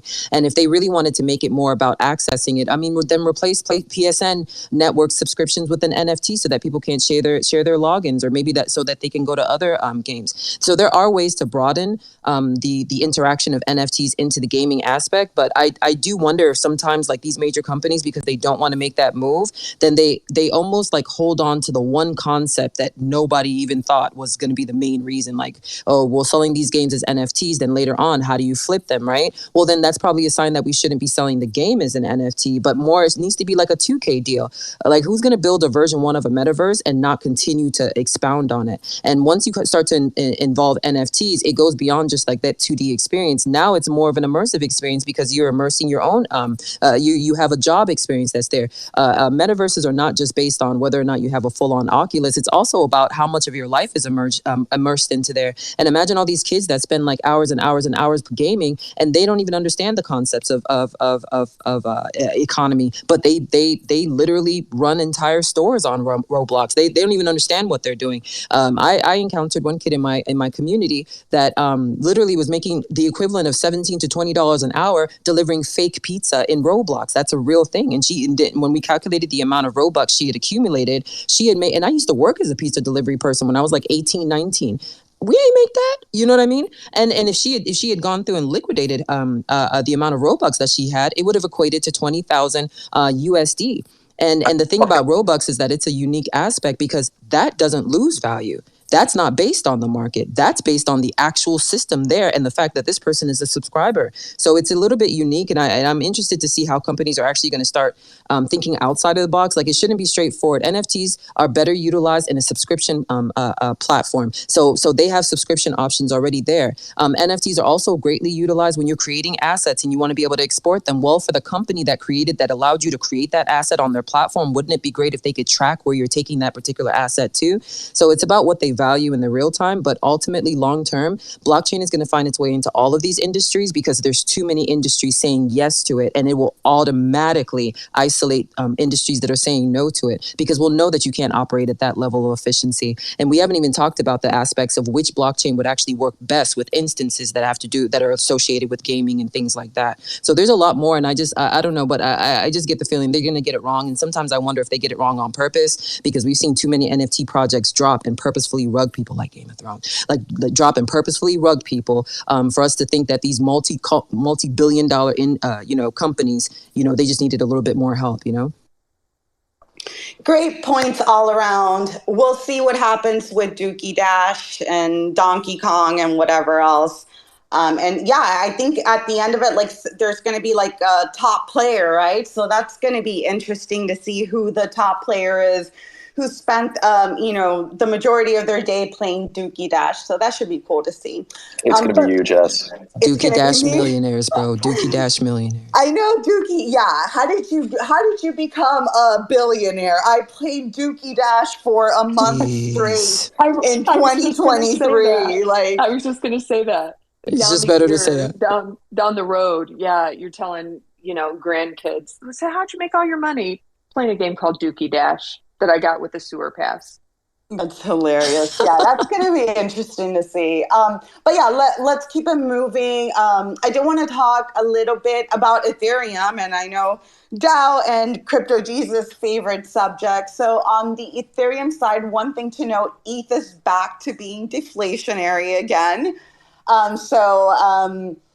So yeah, after the proof of stake change, the emissions, which is how much ETH is printed on a daily basis, went down to what, 1,200 a day? Is that correct, Dal? Yeah, I think it's like, so the merge happened, 130 days ago? And so the emission that would happen if it was still in proof of work would have been like, I don't know, hundreds of thousands of ETH. And now we actually deflationary back again, and I think it's minus 1,000 ETH. So instead of minting, minus 2,000. I'm actually on here right now. There you go. You're more bullish than I am. So minus 2,000 ETH. So we're even more deflationary. Now I would love to hear from Brian as to why this ultrasound narrative is BS. But at least from an emission point of view, right, with deflationary, which is quite important for the network. Well, Brian had a good point yesterday, which is, so ETH is deflation, but his point was, if ETH is ultrasound money, why does the ENS DAO want to sell their ETH? Treasury management. I real quick, and I let other people respond to that, but ETH is still volatile, right? So what a lot of treasury will do is they'll have some stable coin so that in case the bear market continues to worsen, people that believe the macros are bad want to have a way to make sure the treasury is still there. Most treasuries in crypto, it's 99% their own coin. So it doesn't make sense. They need to diversify. I mean, we have to learn from TradFi that diversification is good for different markets. So yeah, I think that's what you're seeing there in the ENS. DAO is 100% right. If you look at the compromisation of all these DAOs and their tokens, Uniswap is a great example, because over 90% of the tokens in the Uniswap DAO are Uniswap tokens, right? It doesn't really make sense. You can't say, oh yeah, Uniswap is holding, I don't know, a few $1 billion in assets in their treasury. Sure, but 90% of those assets are their own equity, right? So it's a little, how do you really put that on your own balance sheet as an asset? It's like FTX holding 77% of their own tokens. I mean, that was being used as collateral, so it's very different, but you get the point, right? It's a little weird to put your own token on your own balance sheet when the value of it is completely subjective to how you perform pro rata. And when you look at ENS, yeah, they're getting rid of the majority of their ETH because God only knows how the market conditions are going to go. DAO is 100% correct. These are companies at the end of the day. They got to prepare for the worst. And if you're a company like ENS, who just raised at a very, very pretty valuation last year, you don't want to have to go out and be forced to raise at gunpoint because you're going to go under otherwise at a significant discount.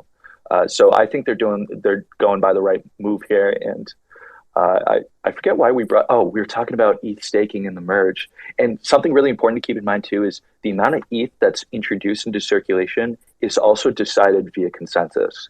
So yeah, a decentralized body decides all of these metrics, but that also means these numbers can change. It's not a permanent fixed amount for people listening in the audience, will continually be subjective. It'll continually be up to the will of the DAO.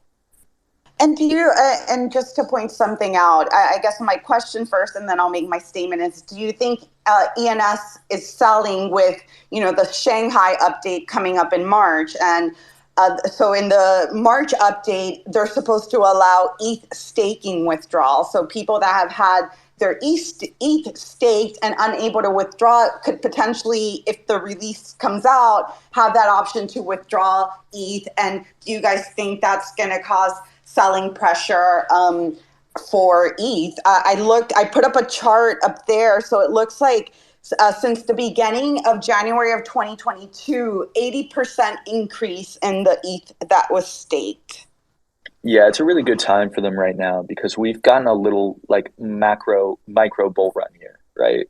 Between those of us who are left, we got a little bit excited and we kind of pressured each other into injecting whatever liquidity we had left into the market. And now ETH and Bitcoin are sitting, kind of stable, kind of pretty. So for ENS, it's a really good opportunity to exit on their ETH position before the exact event you're talking about, the merge. Because the reality of it is when all of the staked ETH becomes unstaked, we are going to see some sell pressure. Not 100% of people who have their ETH unstaked are going to continue to hold. That's impossible. You're not going to see 100% of people continue to hold. Then we would see no change in price or market conditions. But the reality of it is you're going to see at least one person sell. All likelihood, I don't know. Anyone in this audience could guesstimate. Your guess is as good as mine. But I imagine we're going to see at least 10% of users sell their ETH bags, considering general market conditions. They're finally going to be able to get some liquidity out. God only knows what those individual users' financials look like. A lot of people, as we know, way over invested their bags into crypto in the bull market. And those people were the same people who staked their ETH. And now it's finally going to be unstaked. So what do you think they're going to do when they finally have a little bit of liquidity? But I think on the opposite side too, it could also incentivize people to stake, because before you staked it, you didn't know when you were going to get it out, and now you could have okay, I can stake it, and I know I'm going to be able to withdraw it when I want to. So I never staked my ETH. Maybe now I'll be incentivized to do it. Yeah. But Brian, go ahead, Dow, and then I'll kick it to Brian. Yeah, I think your point is taken especially for large institutions that have fiduciary responsibility, right? Even if they think or they believe that Shanghai will happen successfully, I think legally they can't do it unless they know for sure that it actually works, that they're able to withdraw their clients' funds, right? So you probably have a lot of people waiting on the sideline. If you compare ETH staking with other proof of stake chains, usually the rate is 40% or more of people stake their coin. In the case of Ethereum, it's only 15%. So there's probably going to be a price, that went down for a little bit when the withdrawal is enabled. But long term, I think we'll see more people staking Ethereum. Great point. Brian, what's up? What are your thoughts about ETH being deflationary again? Can you guys hear me good? We can hear you, but it ain't good, brother. All right, yeah, no, it's just new headset, so I didn't know if it was working. Okay. Yeah, it's a bunch of horseshit. It doesn't matter what the deflation is. That's not what makes it ultrasound money or sound money. It's the credibility of the policy. It could be changed at a whim, as we saw with the merge and the Shanghai update and EIP 1559. They can tweak the monetary policy. I put an article up on the Nest. Of course, it's biased by it was linked by Maxi, but it says that the developers are also now considering not enabling withdrawals in the Shanghai update, which, again, how can something that you don't know what the monetary policy and what the withdrawal policies are going to be, how can that be sound money? Just because it's deflationary doesn't mean it's sound money. With that kind of logic, like I teased Dow yesterday, that means SafeMoon is more sound money because it has deflation every time people burn or whatever. That's not what makes it sound money. It's the credibility. What's your definition of sound money? The fact that it doesn't change, that's what makes it sound money.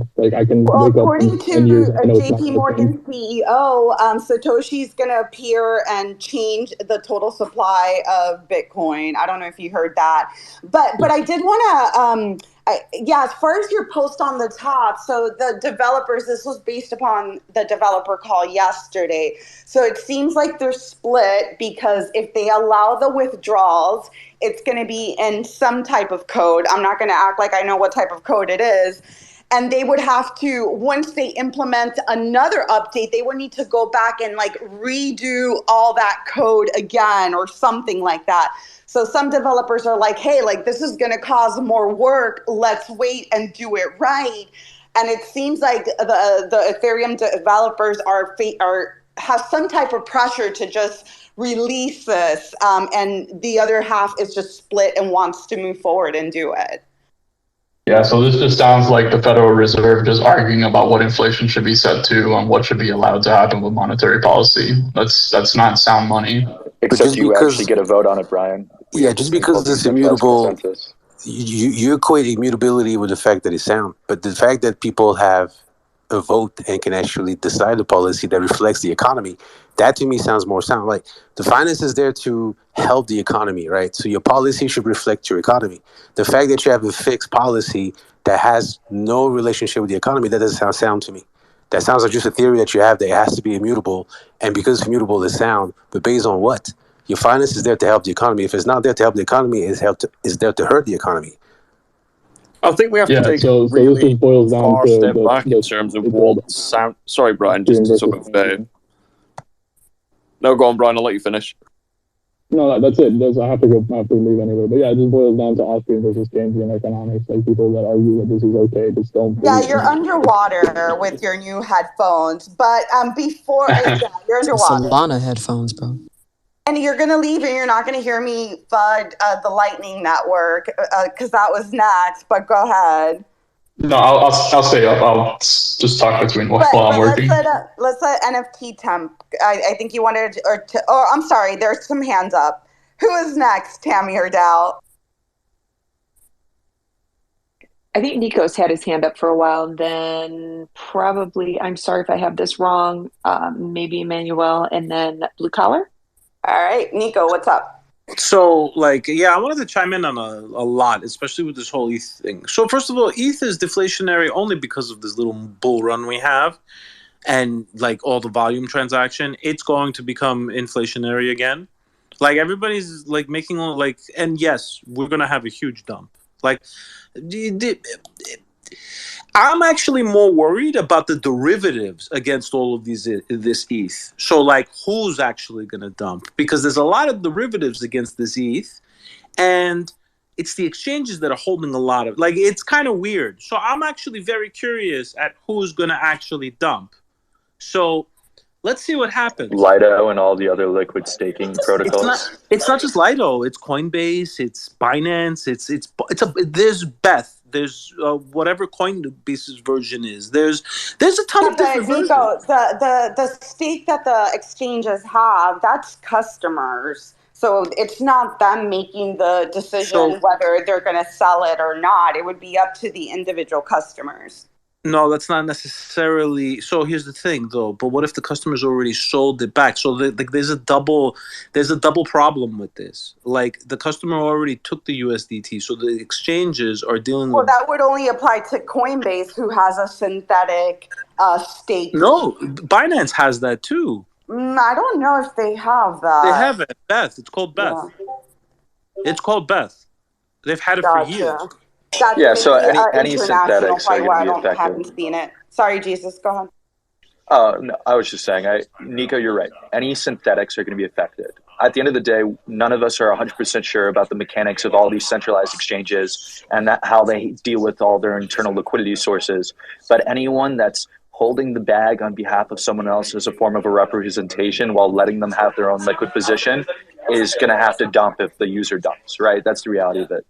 The company can decide to hold, but they'll need other assets to back up user assets. So we will see some dumpage with all these different liquid-based staking protocols or implementations. It's a domino effect. That's why nobody can really predict all this stuff. It's going to be wild because it's a weird domino effect. All right, let's let Blue Collar go. Yeah, I think a really important aspect of the market when all this takes place is the volume and growth. If you have a lot of positive volume, if there's a correction that takes place when people have access to their ETH that was staked, they might think twice about liquidating all at once, or at least doing it in portions and fragments. The second side of that is that if we have positive volume, it will absorb the sell, so it won't be so catastrophic. There won't be such an effect. So the timing of how this takes place with the conditions of the market are really going to be a catalyst to watch for, in my opinion. Yeah, I agree with you, Blue, and I mentioned that earlier. I think some people will be incentivized to stake now, and maybe even like institutional investors, because now they know when they want to retrieve those funds, they can. They can unstake them. Let's go to Emmanuel and then NFT tempo. Sorry. Yeah, so I just want to clarify something that the Brian guy said about them, like the teams trying to avoid releasing or going through with add and withdrawal features. That's not the case. There's been no discussion. We just had ACD yesterday, or was it 2 days ago? And pretty much we're still on track for that. Okay, there's still development towards getting withdrawals going. So there's no whisper in the air that says the core devs or any of the implementation developers have any plans to not bring withdrawals. Withdrawals are the big focus of Chappelle or Shanghai and Capella. So I don't know where that came from. I don't know where your source of info was on that, but it's good. It's important to correct that. Withdrawals. No, wait. There was a developer call yesterday, and they were divided about it. So I think real quick, what happened is those conversations, not everybody is aligned, right? There's going to be some pushback because there's different teams. It may sound from the outside looking in that it's just one team working together, but it's actually different clients with different vision about what the protocol should look like. They have different priorities as well. So regardless of the decision, right, there's always going to be some pushback from a team.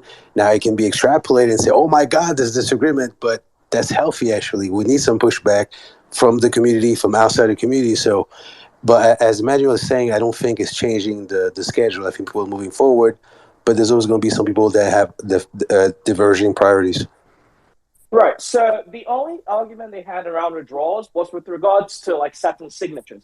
For example, particularly serialization format. So the consensus, node uses one serialization format, and the execution node uses another, serialization format. And they're like, oh, one measures in Wei, the other measures in Gui, and you're like, okay, which one should we work with? And they all just like go with the consensus node.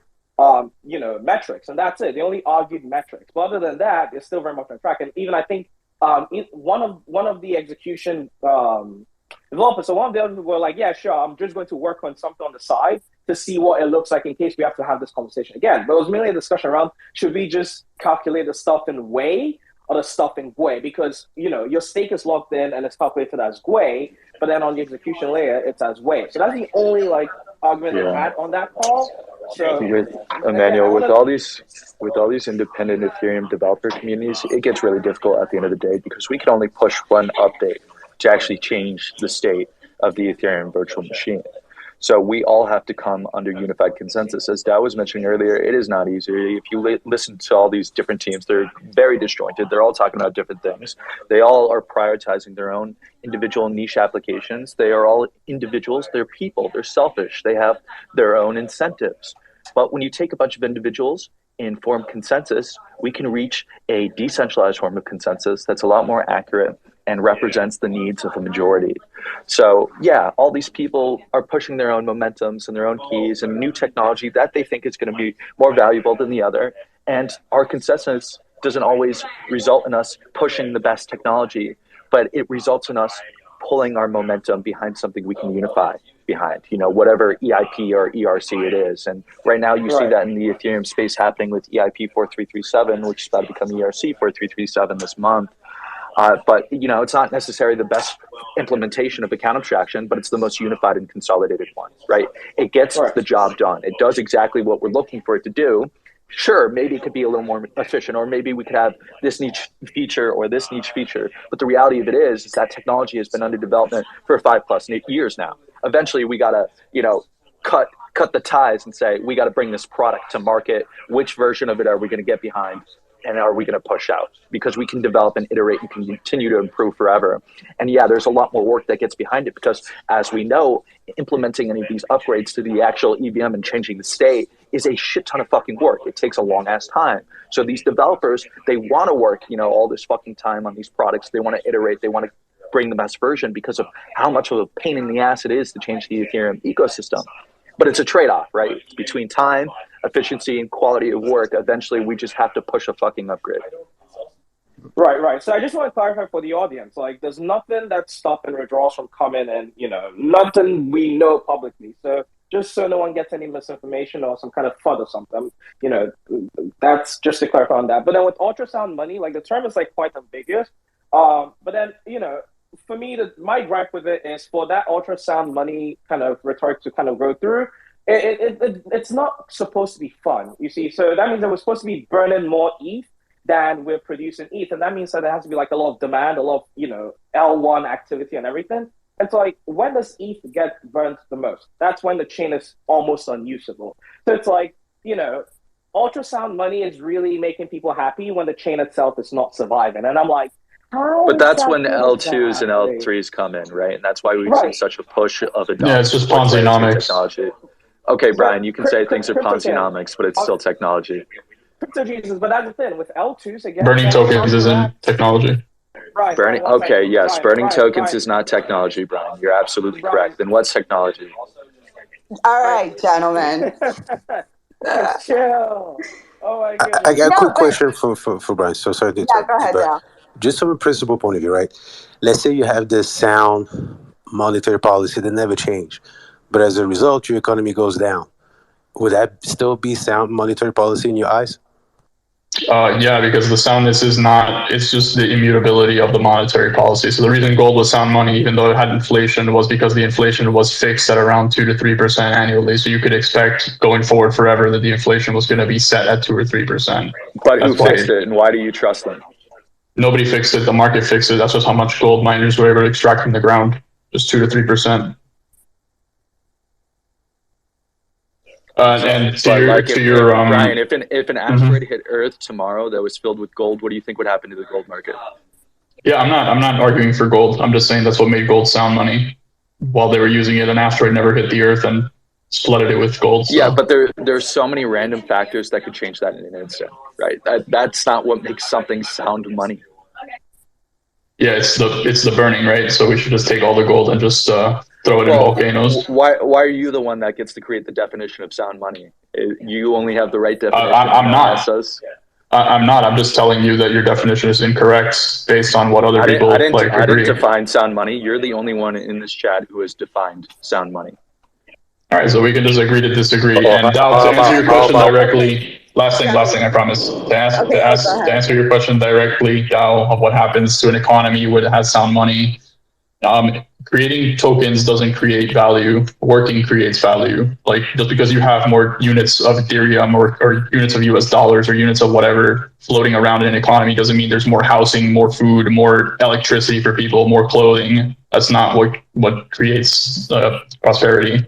I think that's common sense, Brian. So real quick, Brian, you sound horrible when you talk about sound money. Like your voice sounds really bad. Yeah, I think it's your mic. Your mic doesn't agree. His mic is always like that. But what I wanted to say, I mean, in Brian's defense, like it's really like, to me, in my personal opinion, it's like a marketing gimmick. Like that's it is. It's a narrative. Make no narrative. mistake. Yes, a narrative. That's what I meant. Not a marketing gimmick, but a narrative. Yes. Well, yeah, it's about, okay, now that we've shifted from proof of work to proof of stake, we all obviously have to continue to incentivize people to perform consensus tasks. So how do we do that? And on the same time, okay, if we're introducing all this new ETH into circulation, how do we make sure that we're not drastically inflating the supply? That's, where EIP 1559 comes into place to counteract. So, Crypto Jesus, I want to circle around the L2 thing you said, but NFT Tempos had their hand up for a minute, so maybe I'll let them go. Then, Jess, is it cool if I circle around that? What's that? Yeah, let's let Tempo go, and then we'll circle back. Yeah, cheers. It's just want to sort of refer back to the soundness of money sort of point. I mean, it's a very interesting one when you can get really into the granularities of things. I think money has 3 set categories. It's got the trust, do we trust that currency? Then we've got the use case of it, which is where can we spend this currency? And the last one, which is the most important, which also relates to the previous 2, is the recognition of that money. So obviously, if you're holding Zim dollars, I don't think that has the same level of confidence behind it as the US dollar. And I think when we refer this back to the crypto argument, it all comes back down to the utility question. If you've got a token which can be used in various applications, that does provide some level of intrinsic value. It's that is sometimes a little bit harder to quantify than through tokenomics, but I think the use case element of crypto is where we differ from traditional fiat. Traditional fiat is just, it's universally recognized. Crypto, it has more nuances to it. So I think the soundness of money argument, I wouldn't say it applies in the traditional form to crypto, but we have to almost rethink how we value money. Bitcoin's worthless, but we perceive it to have value, so therefore it has a value. And it all comes down to the trust element. That's the whole point of crypto. It's a permissionless and trustless thing, but the perception, the human factor, that's where the value comes from. And again, I think when we refer back to the soundness of money, it's very difficult to truly measure because it all comes down to human psychology, and humans aren't logical at the end of the day. We've all got emotions. So I think the money argument with crypto, we have to almost rethink what even is money to sort of proceed with that one in a way. Yeah, well said, Tempo. On the L2 thing from Jesus, I want to run this by you. Like, the whole goal of these L2s are just so, people can use the ecosystem in a very cheap and scalable manner, right? But, if you have, say, Arbitrum having a successful L2 ecosystem, Starkware, Optimism, and so on and so forth, these ecosystems at the end would just be pushing, limited amounts of cost onto the base chain. And that's, yeah, people can spend, thousands of dollars in fees just to pay, tens or cents onto the main chain, and that would reduce your need to hold ETH to cover main chain fees. So my question is the success of scalability on Ethereum essentially uses the users demand actually will not need to hold ETH to cover any form of fees in the future once account abstraction is implemented. No, right. But the L2, providers, the sequencers and the provers and all the guys who actually have to still commit to Ethereum, okay? The need and demand for Ether becomes low because they're already spending very little to commit to the chain. And if that's happening, you're just gonna, on a successful scenario, you're gonna have half full blocks with ultra compressed data and everything. And it's okay, it turns out we don't need ETH as much as we used to because we're living so that's much. That's kind of, it doesn't exactly work that way because as we see more traction and volume. First off, people are only going to go to L2s because of financial reasons, right? So we'll see a certain threshold where the cost of transacting on Ethereum is just too high for users. They'll start moving more traffic to L2s. Well, that's a balancing effect, right? Because if more traffic is going to L2s, then more traffic is being pulled away from layer ones, and then it's cheaper to transact on L1s again. So yes, there's always going to be use case and traffic on Ethereum mainnet, but eventually in the future, it's going to get to the point where we see the majority of traffic that's on Ethereum mainnet is going to be from layer 2s or layer 3s or layer 4s publishing their proofs on Ethereum mainnet. And yes, it will be significantly cheaper, but at the end of the day, these groups will still need to spend Ethereum in order to, obviously for the gas costs, in order to publish all this data onto the consensus/main layer.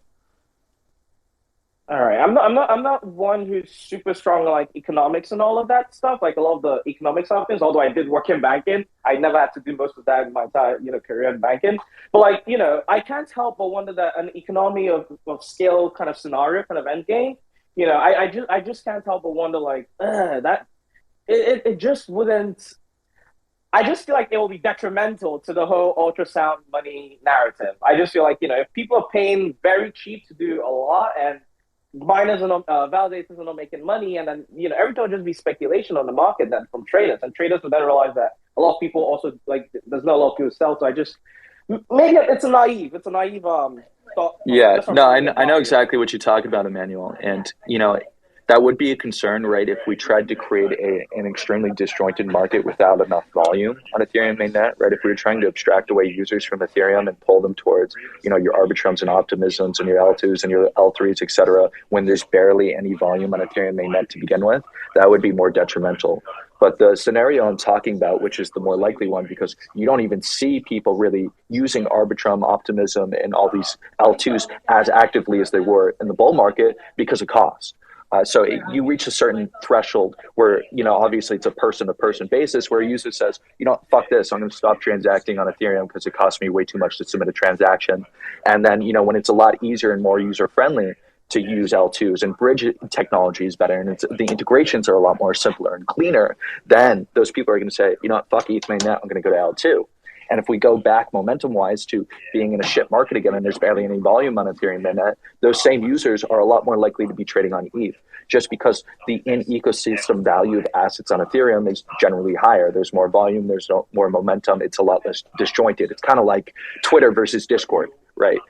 You can think of Ethereum as Twitter and all these L2s as individual Discord channels. If you look at Discord today for NFT communities, you hop into any individual NFT community's Discord channel, and for the most part, they're relatively inactive, at least compared to the bull market. But there's still plenty of volume and momentum on Twitter. It's not as much as in the bull market, but there's still plenty here. The community is still consolidated on Twitter, but there isn't enough of a community on Twitter to disjoint and abstract them between, 1,000 sub-communities. Great points. Yeah, we'll see what happens. Hopefully, they stick to their March deadline. Death, I saw you had your hand up. Did you want to chime in on this? Yeah, I just a lot of it, and I believe it's definitely a multi-chain world, and things like side chains, or if you want to call them layer twos and so on and so forth, are something that's going to exist and needs to, because no chain will ever be able to handle the transactional output that our species would need. But when I hear like this, kind of scenario where it's like, well, this isn't going to be able to handle transactions that well and flow because the cost will go up so much. So like go there.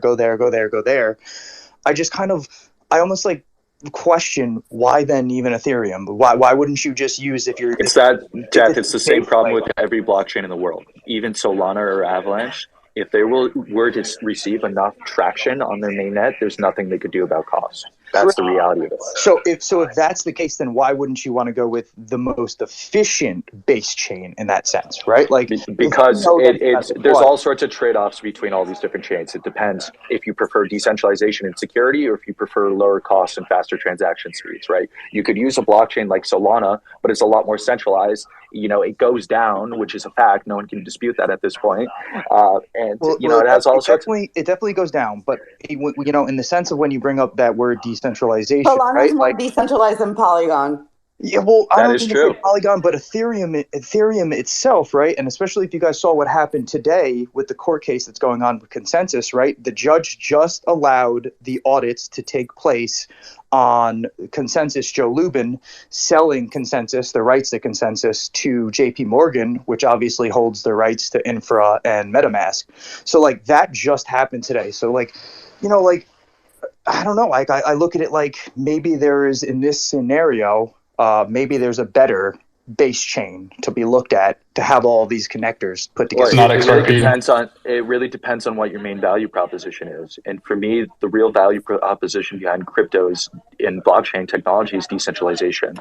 And when you look at more, blockchains like Ethereum, it's also the ability to create decentralized applications on top of these decentralized networks. And there's a need for decentralization because although you might not realize it in the United States because we don't really experience the effects of corruption and inflation too much, but for the majority of the world, well over 1 billion people, they experience corruption and inflation in shitty local governments, and they don't have access to separate financial infrastructure. And decentralization is really important to them because then their local governments can't block Ethereum or Bitcoin. So they can use these financial infrastructures instead of their local financial infrastructure to have an escape from their shitty local currencies. Well, if you're using a blockchain like Solana, the Nigerian government can literally just block Solana. There's nothing anyone can do. Well, I mean, they could block any transaction. They just shut the internet down. It's all about internet service provider. Okay, yeah, they're not going to shut the internet down. Let's be real. Come on, Death. No country's going to shut the internet down. No, but they might for particular users. Like in that case scenario, right? Okay, that's getting a little extreme. Let's be real, right? What they're going to do is block certain websites. No, it's not extreme, right? If you think about it in the scenario you played out, right? Everybody starts throwing away their sovereign dollar to go towards some sort of cryptocurrency where they could evade the country taxes, all these things. You destroy a country, right? There are plenty of ways to access the internet, Death. It's not just, if my local country blocks the internet. Now we have things like satellite-based internet providers like Elon Musk and Starlink. Tor. Thank you, Brian. We have Tor. We have local internet connections. Tor, right? We can even connect to the internet via Bluetooth but now. Then all you have to do is shut down the bridge of access. All right, gentlemen. We're going off. Let's not go into, the internet's going to shut down because we could speculate here all day. Let's bring it back. You're right. Yeah, bring it back to the Ethereum. And Brian, I did not mean the XRP ledger when I referred to that before, because the XRP ledger does not have smart contract capability. But yeah, no, I'm just throwing shade. Yeah, but there are plenty, right? Like Solana, right? Maybe if Solana fixed the issues of going down, right? Like, would that be a more applicable base chain layer in the sense of using EVM as your base chain? I don't But think real quick, is there really one chain, and Dom, maybe you can answer, do you think there's one chain out there that could handle, support everybody in the world right now? no, be but sufficiently centralized. Wait, I said down. real quick, if I can I said down. I think what Def was saying was interesting, right? But once again, and I think since the beginning of the show, I agree with Crypto Jesus on everything he said, but there are trade-offs, right? And maybe some people don't believe in the blockchain trilemma, but every blockchain is trying to do three things, right? Decentralization, security, and scalability. And obviously, you can look at Ethereum and say, hey, there's plenty of points of centralization. As you're pointing, there's also the case of consensus and Inchira and what have you. So no one is saying that Ethereum is purely decentralized, but they're trying to keep the network as decentralized as possible. And if you're Solana, you're making a different trade-off. You're saying scalability matters at the base layer, and we don't want to have secondary layers, third layers, and that's just the decision. And some developers will go that direction. Other developers will go another direction. So I think it comes down to choice, right? So even if you have a chain that can handle all the transactions or handle all the activity of crypto, you still have different philosophy as to what matters, right? Some people like Brian say, well, it's all utility bullshit, it's Ponzi-nomics, so they don't want to hear about tokenization. So I think we'll never get along on one chain, no matter what. Completely agree. I loved it. I completely agree there. I always refer back to the traditional economic world, and it's the simple reason why we can't have one country having its own currency for all other countries. It doesn't work. There's different philosophies, different lines of thought, and again, different currencies have different purposes within their own economies. In India, cash, that rules. That is their economy. In the more Western countries, cash is starting to fade out of existence. You can't have one currency for those two different ideologies of peoples. It doesn't work. And I think the same extends to crypto. We need to have a lot more cryptocurrencies out there, all focusing on one thing they do well. That solves basically the scaling issue. What we need, though, is a nice way to transact between currencies. We need more interconnection between networks. That's how we can really fix this space. Again, I think the crypto world does have an issue right now with basically silo operations with each network. But if we find a way to connect these properly and remove the issues from that connection point, that's how we can start really advancing the crypto space. We just need to basically work together a bit better. Thanks, Tempo. Nico and Blue, and then we'll keep it rolling.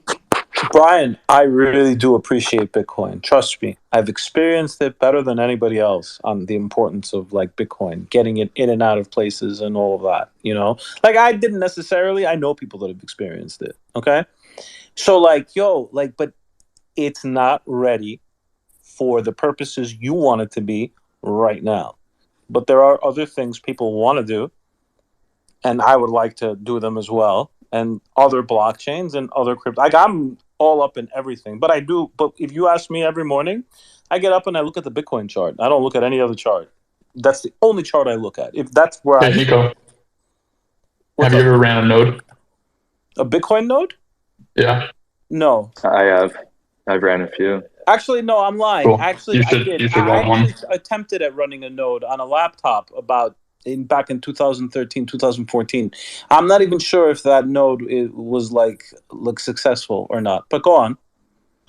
No, that's it. I just don't believe you're actually using it until you run a node, because that's how you hold your own keys and verify the ledger, and you can do everything. Now you're getting super philosophical, all right? If you want to have this discussion, it's a long discussion if you want to talk about that. Well, I want to chime in because I think Nico said something that kind of led me to the next topic, is that people are not using it for the same reason. So there was a post going around this week. So Avalanche has more bridge BTC than the Lightning Network in current state. So yeah, more people want to use it for DeFi or whatever it is that they want to use. So I think as of Tuesday, there was 5,700 BTC on AVAX, and there was 4,929 on the Lightning Network. So yeah, I did clarify. I did reach out to Brian to clarify the post on the top, because he made it seem like the cap was 5,000 Bitcoin for Lightning Network, and you said that's not correct, right? Yeah, it's not a cap. It's just a number that fluctuates based on the amount of people that are willing to create channels. So like if tomorrow the adoption increases, next year it could be 6,000 or 7,000 or 8,000 channels. It's just there's no cap. Yeah, you could go. Go ahead. Yeah, so Brian, I just want to make sure I heard you right? If you don't run a node, you're not a true Bitcoin user. Is that what you said? It's not that you're not a true user. Well, I mean, it's a peer-to-peer network, and a peer on the network is a node. So if you're not running a node, you're not a peer on the network. You're relying on somebody else's node. So then 99% of people holding Bitcoin are fake users. All right, thank you. Brian, have they made a user-friendly I agree. Have they made a user-friendly application to just spin up a node yet? Yeah, it's called Core. You can go download it. It's literally the software Satoshi released in 2008. You just download it, and it's just like a little window that just says, here's your wallet, and here's some coins, and you can move them around. This is such But a you're still a religious second view you class have, bro. citizen. You're still a second class citizen. It doesn't matter if you're still. It's great you're running a full node, but you're still a second class citizen. All right, you're not first class till you're able to effect change on the network. All right, and as far as we know, only the small percentage of people who are constantly contributing hash power to the network are the ones who do. So you're still a second class citizen. It doesn't matter what you do. Sure, you're following the rules, but you're still a second class citizen. What would you say to that? All right, the inability for an average Joe down the street to spin up. Emmanuel, you got to keep in mind that Bitcoin was designed to have no state, and it's not Turing complete, right? Because if you look at the architecture of the Bitcoin blockchain, it does exactly what it was designed to do. It does it very well. But what we're really talking about here is some people want to also have the additional benefits of being able to create applications on top of blockchains. And obviously, you look at Bitcoins like Ethereum, BNB, et cetera, and they're Turing complete. You have a lot more flexibility. And that's the real difference between the two. Bitcoin has already proven itself.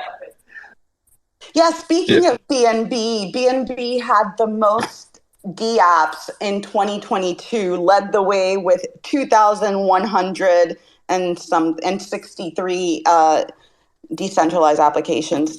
Blue, go ahead. You were up next. Yeah, thanks. So what's the value of Bitcoin right now? Right, so we go ahead, we look at the chart, we pop it up. We got the value of Bitcoin. We're running right around, let's see, 2,398.70. 20,000, you mean, right? Oh, I'm sorry, $21,398.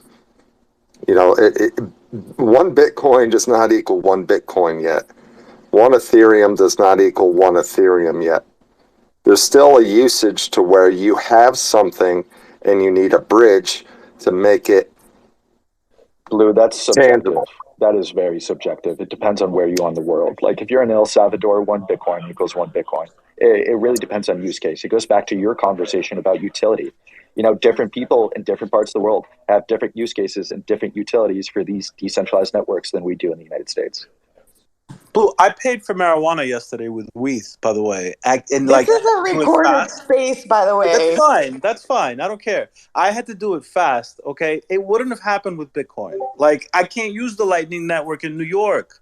And I had to do, I sold an NFT. Wait, what? You can't... Wait, why not? We can't use the Lightning Network in New York. Yes, you can. Wait, since when? When it rolled out, we couldn't fucking use any of the Lightning wallets. You can use it. It's just some decentralized providers are blocked by the state of New York. Fine, whatever. New York is anti-crypto. Okay, fine, whatever. But that's but that shows how easy it is to stop access to crypto. Right, that shows you how easy it is. Selling NFTs, bro. My bud dealer is selling NFTs, bro. He's not fucking transacting in Bitcoin. So he was like, "Yeah, I'll take the ETH. I need it anyway." What do you want me to do at this point?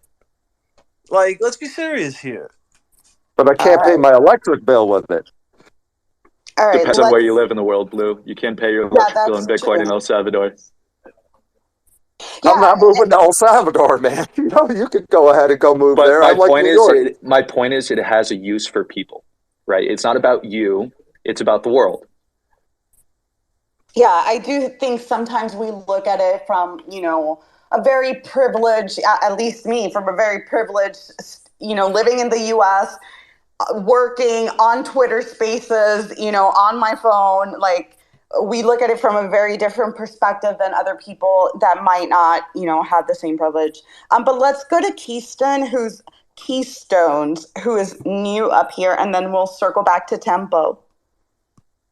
Hey, yeah, no, I was listening. Well, I kind of joined halfway listening to your sound money discussion. And, well, I suppose I'm kind of on Brian's side, is sort of like, would you consider like a gift card sound money? Would you consider if Google decided to create a token for itself and, upload it on its own Google servers, and it's, Google can create a lot of utility. Would you then say that, oh yeah, that's sound money as well, people using it? You wouldn't.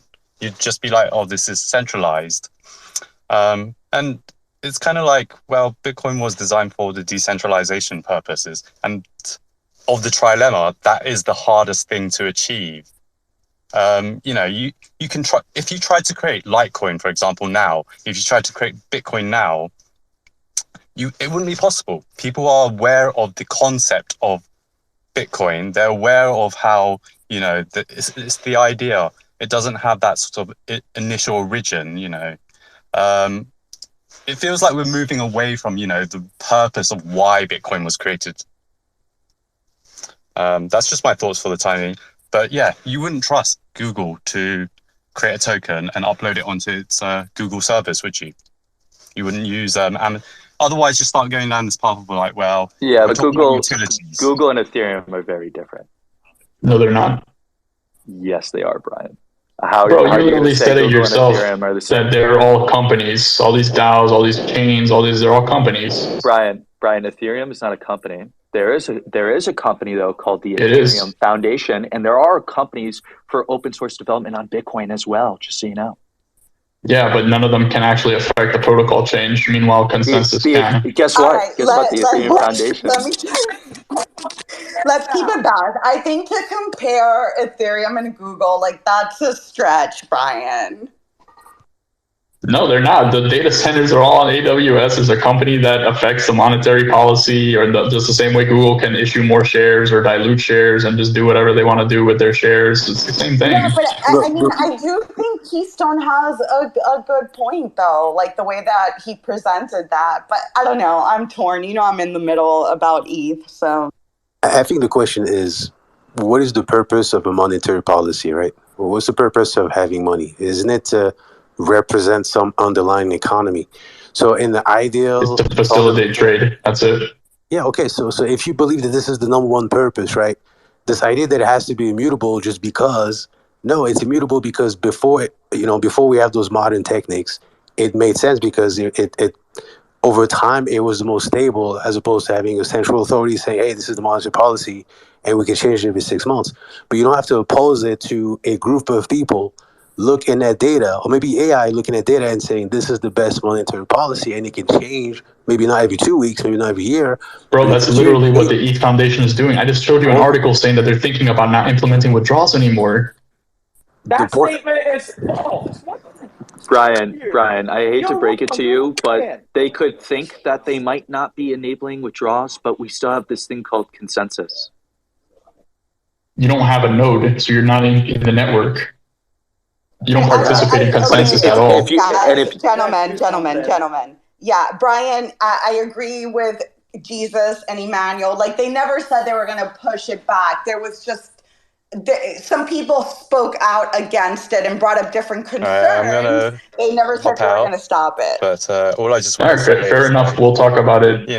We'll talk about it when the update happens. Probably centralized in the manner that Binance is centralized. But the difference is that Binance doesn't they don't sort of like, CZ doesn't, hide behind that fact. He cares about security. So he basically says, okay, my chain isn't as centralized, it is pretty much centralized, but there's more security. He focuses on different things. That's his utility argument. So if you're, I've never heard centralization and security in the same sentence before. I mean, it's just one of those things that the blockchain was created to move away from this corruption element. So, if you're going down this utility path, you're trying to create this coin, you are opening gates you're basically reestablishing what we already have, So the fact that people can vote on the future of something means it's corrupt. You can't vote on it, though. You just think you can vote on it. Oh, come on, Brian. You're All saying right. if I'm... Go ahead. Let's not get into this decentralized thing. We went way off topic. You guys could argue about this all day. My point of the topic is that there's more BTC bridged on AVAX than there is on the Lightning Network. And that is a fact regardless of you guys' feelings. So you guys call it what you want to call it, but I'm just speaking out facts out here. So Jess, if I may, I'll call it like this. If Ethereum came before Bitcoin, Brian here would be an Ethereum maxi. Okay? It's just... I used to be hilarious one. at this point. Well, it doesn't matter what you are now, Dano. I've made a statement and that's it. There's a lot of Bitcoin maxis that go too far into the philosophy. Like, there's a lot of people that believe in Bitcoin, like me, for instance, where Bitcoin should be the bottom layer. All right, and then everything else can be built on top, but it's a little bit more difficult to do it the way they want to do it, without the programming languages being Turing complete. So you have to be very, very, very you gotta actually know what you're doing, and not just be a script kiddie launching shitcoins. The problem is you can't create anything new on Bitcoin. That's pretty machine language. The Lightning Network is new. No, and it was created on Bitcoin. Taproot introduce a list of set functions you can interact with. The difference between given a list of set functions and something being Turing complete is Turing complete. You can do anything you can define by code, anything you can imagine. When you're given a list of set functions to work with, you can't do anything you can imagine. You can only do things that have already been done. That's a huge hindrance to future development. Like Brian, the whole point of C++ was to be able to create algorithms, bro. That's why I don't even like programming in Python sometimes, because I don't get to do everything I want to do when I program in Java. Whoa, slow down. So I think you might be going off the rail over here. I think what you're trying to express is that you wish you could build more on Bitcoin. I think, but then I don't think you want to say something like you can do more with C++ than you can do with Python. I don't think you want to. I mean, it's a room of a lot of people and everything. You gotta understand. I know. Yeah. So let me just clarify though. When you guys say you build stuff on ETH, you're not actually building anything on ETH. You're building in ETH. It's like a little toy language that they've given you to program in this virtual machine that's hosted in this network. You're not building anything on top of ETH. You're saying a lot. It's the same thing, Brian. It's not. It's not. Wait. Virtual machine is just a decentralized computer. NFT Tempo, sorry, I didn't see your hand, man. Go for it, man. It's been a minute, so your hand's probably falling off by now, but go ahead. Yeah, only going slightly numb, no worries. I think what we've got to do in this space is be self-critical. I think if we can identify the problems with our networks, we can fix them. But by essentially dressing them up or getting into tribalism, we just don't solve anything. So I think when we refer back to the Lightning Network, there is several issues there. One of the main ones is obviously the scaling issue. That is a key issue. Then we get into the energy consumption, which, when we've got essentially every large hedge fund, pension fund, central bank, monetary authority, all pushing the entire market towards ESG investing, Bitcoin is that one pariah out there which is just burning through power. In Europe, our energy bills have gone up by nearly 300-400% this year. I don't think there's anyone out here in Britain who could reasonably mine Bitcoin, and I don't think the general populace exactly likes people essentially nicking power out of the electricity grid for something which I think is old tech at this stage. But I think the Lightning Network does have several key problems. Pre-funding channels is just it's a solution which has been done in the traditional payment systems for decades now, nearly 100 years, and it does enter the Nostra Vostra program, which essentially creates all sorts of problems of locking up money, which I think if your network's built around being a store of value can itself be a bit of a hurdle. It's also completely de-anonymizing as well. When you set up a node, you basically, operators know your IP address. That's also a security concern. But across the board, I think one of the main problems with Bitcoin right now is it still functions around this ideology of, I'd call it sort of economic revolution almost, that we need to replace the traditional system. I don't think that's entirely sensible. I don't think government should ever give up fiscal policy. I don't think central banks need to give up monetary policy either. For better or worse, those systems have created the financial models that we have. It's the reason why the fintech market is so huge in America, and it's why we have for the most part, a stable economy. I'm not saying traditional methods are perfect, they're far from it, but for the most part it has worked. It's got us to the stage we're on this Twitter space today. So I think we need to almost take a step back a little bit from the blockchain side and just address issues. What's wrong with what we've got? How can we fix it? And that's how we advance this space towards a true Web3 market. By throwing terms at each other and bashing each other's projects, I don't think we can get there. We all need to enter into constructive dialogue, basically. Yeah, but disagreement is how you reach constructive dialogue, not this kumbaya fucking, like we all need to get along. Like we can all disagree. If you want to talk about non-kumbaya, I mean, Brian, the Bitcoin community tries to block out the fact that there are, layer twos, quote unquote, building DeFi and other, what you may think is like shit coins on Bitcoin. What is the name of that project? Toro? Stacks. It's Stacks BTC, yeah. No, but not even Stacks. What's the other one? Toro that they just got. No, there's a zero knowledge rollup that's being researched at least on top of Bitcoin. So and that's also you have Jack Dorsey creating Web 5 on Bitcoin as well. Yeah, so there's all these centralized entities that are planning on building, DeFi and maybe even shitcoins and NFTs on fucking Bitcoin, and you can't stop it. Like, no, it's decentralized, right? Yeah. So, well, you're not happy about that, are you? No, I don't care what people do. I never said I'm not happy about it. I mean, Taro is one of the biggest talking points right now. Like in the network, everybody's like, "Oh, should we let Taro happen?" Basically, people want to create some sort of it's called a Taproot Asset Representation Protocol. It basically allows you to create shitcoins on the Lightning Network. Some people are super for it because they have envy and they want all this stuff to happen, and some people are super against it. But the thing where you said "Oh, we don't have a say about it," that's actually false. We do, because Taro only runs on LND. So if I wanted to run an LND node that runs the Taro protocol implemented, that means that I'm in consensus with the rest of the network. I'm like, okay, we can do this. But if I don't, which personally I don't, I just don't run that implementation. You see what I'm saying? So I have a vote by directly not choosing to run the code. I just don't want to participate in that. But real quick, even on Lightning Network, block it out. Go ahead, Del. Even on Lightning Network, there's a tweet that was by Meta that I think as high as 51% of those nodes, or the high activity node, are run on Google and AWS. On AWS, yeah. So you have the similar issues.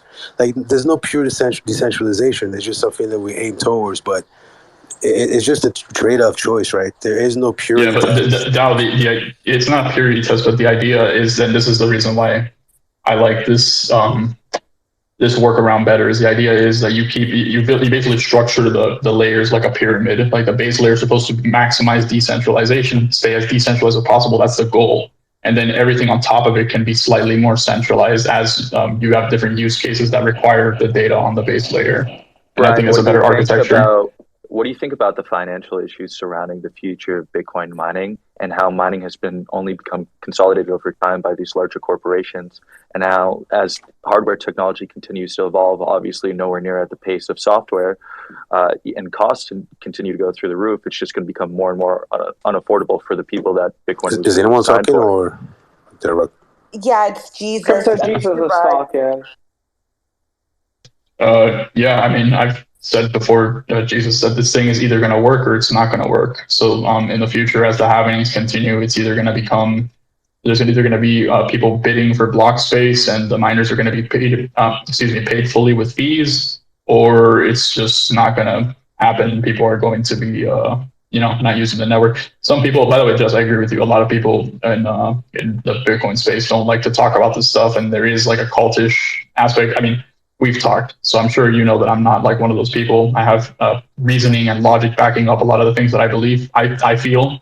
But yeah, I do agree with a lot of the viewpoints, and that's one of them that people don't like to accept. They're like, oh, we need tail emissions, or we need to do this, or we need to do that. I just personally think that the value proposition is we just need to let it play out. Like the monetary policy has been set. It's going to happen over the next 100 and whatever years. And it's either going to work or it's not going to work. And that's just something I've accepted. Listen, I've gotta head out. when they launch Little Bitcoin Inu on Lightning Network, the meltdown on the timeline from the Bitcoin maxis is going to be so enjoyable to watch. I've gotta head out. I can't wait. Jess, Tammy, Dow, thank you guys for having me here. Everyone up in the speaker audience, it was great to talk with you, including you, Brian. I love positive dialogue and discussion. And yes, I do agree that you are able to back up your arguments with some technological wherewithal, which is great. But everyone have a good one. Thank you. Have a great All right, man. Have a good day. All right, who's next, guys? Keep it short. We're coming down to the last 30 minutes, and we've been on this topic for a minute. Nico, and then who else had their hand up? Somebody else had their hand up. Okay, Nico. Wait, I'm gonna head out now. So if anything, it's been a good space. There's a lot I wanted to say, but I was like, you know what? Just save it because I know how you run your space, Jess, and we like to keep that to a certain temperature. And I'm like, I don't want to just go on a tangent right now. So. You wanted to come through the phone and attack Brian. Is that what you were saying? Dude, like hypocrites like him are just ridiculous. Like he just said everything he just spoke against, like literally half an hour ago. And I'm like, you are hyping Bitcoin's future for the same things that like you're hating on Ethereum for. And that's why I say in my statement, if Ethereum came before Bitcoin, he would be an Ethereum maxi. But I'm not gonna go like I said, I'm trying to respect your space. I always like to do that. I do my best. So I'm just going to say deuces. I'm already kind of late for like one call I'm supposed to have jumped on, but good space, Jess, as always. But to everyone out there, take what you can from here on one hand and open a book with another hand because, some people can be very, very interesting with how they go about things. But cheers, everyone. Yeah. Cheers. Thanks for coming. Yeah, I did not know about 51% of the Lightning Network nodes hosted by AWS and Google. That is funny as fuck because of how the maxis act. Oh my God, I am bookmarking that tweet. So if AWS goes down and Google goes down, you were just shitting on Google, Brian. Like, what the fuck? Yeah, but the difference is the Lightning Network is a layer 2. So if Google goes down, the Bitcoin network under it still works. That's the difference. If Google goes down, the Ethereum network and everything on top of it doesn't work anymore. No, they could go to another cloud service provider. They're not the only one. But go ahead, Nico. Brian, there's a bird. There's a statue of a bird up in the nest. I seriously want to start a little fund for you and get you a statue of a Bitcoin like that bird and put it up on a mountain with you. I feel like you're the Bitcoin monk. Seriously. Oh, by the way, Nico, did you ever look into those Bitcoin only hardware wallets that I told you about? I'm gonna get a Trezor. I'm just gonna get a Trezor and use the Bitcoin only firmware. So look, I really need an extra hardware wallet, but I think I need two. So because I gotta start moving things around and I didn't know that there was a Bitcoin only. Yeah, I would love to have a Bitcoin only, and I like the Trezors, to be honest with you. Yeah, I like them too. Yeah, speaking about wallets really quick, a 1inch, I don't know if you guys know 1inch, they're coming out with a hardware wallet, which is kind of random. Robinhood released their wallet yesterday. I did see on the timeline there was no support for Doge, so that was kind of a blow to them. And then Phantom Wallet has a beta integrating integrating Solana, Ethereum, and Polygon. I really like the Phantom Wallet. I hate MetaMask does not work on my phone. It's really slow and buggy. So I'm ready to leave MetaMask for good. I try to use mostly Trust Wallet, which I prefer better. I love Wallet. Wait, let Tammy go. I'm so sorry. Does anybody else get stuck in that loop too with MetaMask when you're trying to mint something? It's awful. It's like it'll take me to the App Store and then it'll take me back. And it just loops around and then you'll finally get it after the 6th try. It's ridiculous. So Jess, with the Trust Wallet, right? You know how MetaMask, you can open up other wallets, but you have a little key. It's not seed phrases. With the Trust Wallet, you can have multiple seed phrases, and I actually have it's weird the way I do it, but I use Trust Wallet for a lot of things. I love Trust Wallet. And it's a Binance wallet too, I believe. Yeah, it is. Yeah, it is owned by Binance Labs. What else was I gonna say? I was gonna say something and I forgot. Let me look here. Where is it? Oh yeah. So a lot of new wallets coming out. Choose wisely. Just some other interesting facts I put up to the bin, or whatever you guys want to call it. Tether actually had more settlement volume in 2022 than Visa and MasterCard. So that was an interesting statistic to see. Everybody shits on Tether, and they did 18.2 trillion in settlement transactions. Yeah, I think that's massive. And going back to the banks, right? Bank of America made a statement and they said that CBDCs and stablecoin are the future of finance. And I think they're onto something. I obviously, like, no one likes CBDCs, but I can hear the argument where if you implement CBDCs at the level of central banking and it never touch retail, it provide extra, clarity as to where the funds are. And in my opinion, right, stable coins are already embedded in most of crypto. As you just mentioned, Tether has increased, great numbers. So I think at this point, it's probably going to look that direction. We have CBDCs at level of central banks, but then retail never have to care about CBDCs and they can use stablecoin. And around the world, there's already adoption for stablecoin. In Latin America, people, when they think of crypto, if they want to speculate, yeah, they'll buy Bitcoin. But if they want to just stay away from inflation, that's what they want. They just want a dollar or something that's more stable than their own currency. It's a great point. Did you trust that though, Dow Chemist?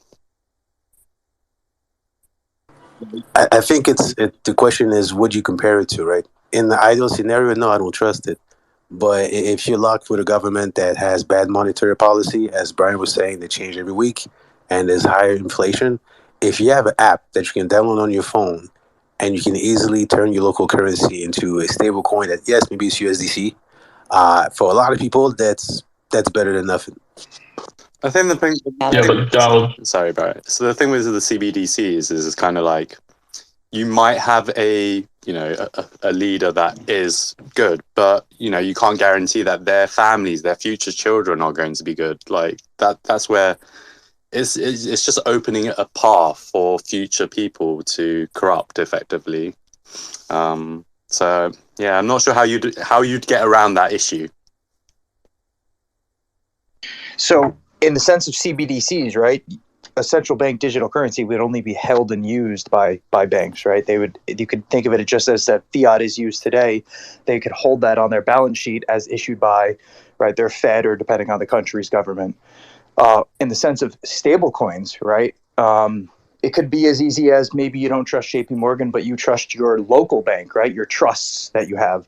And so in the case and scenario for that, it's really easy for them to have a much easier monetary policy that they can control inside of their system while still supplying you with the digital version of the fiat that you use today. And essentially, it's no different. Yeah, but that's not possible, Def, because that defeats the purpose of a central bank. So they're never going to implement that in the banking system.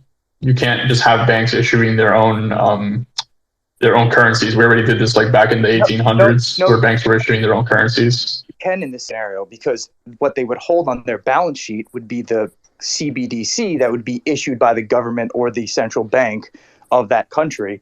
And then what they would just be giving to you is a stable coin, right? That is valued based off of what they have on their asset sheet to peg to the dollar or whatever, We're already doing this. That's the exact same system that they used like back in the late 1800s. Except you're right, it wasn't a government issued currency. We're doing this right now. Japan is doing this with the US dollar right now. And there's quite a few other countries doing this with the US dollar right now. So it's not like we're not doing this already. Exactly. It's just a more efficient system. So I'm just kind of curious, like how many of you guys have seen how WeChat Pay works or Alipay, that sort of thing? Have you used WeChat, not Alipay.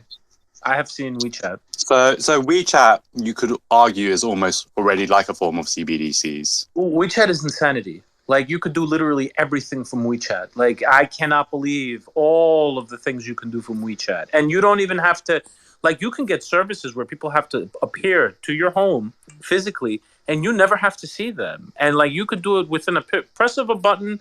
It's insanity how it is over there. Yeah.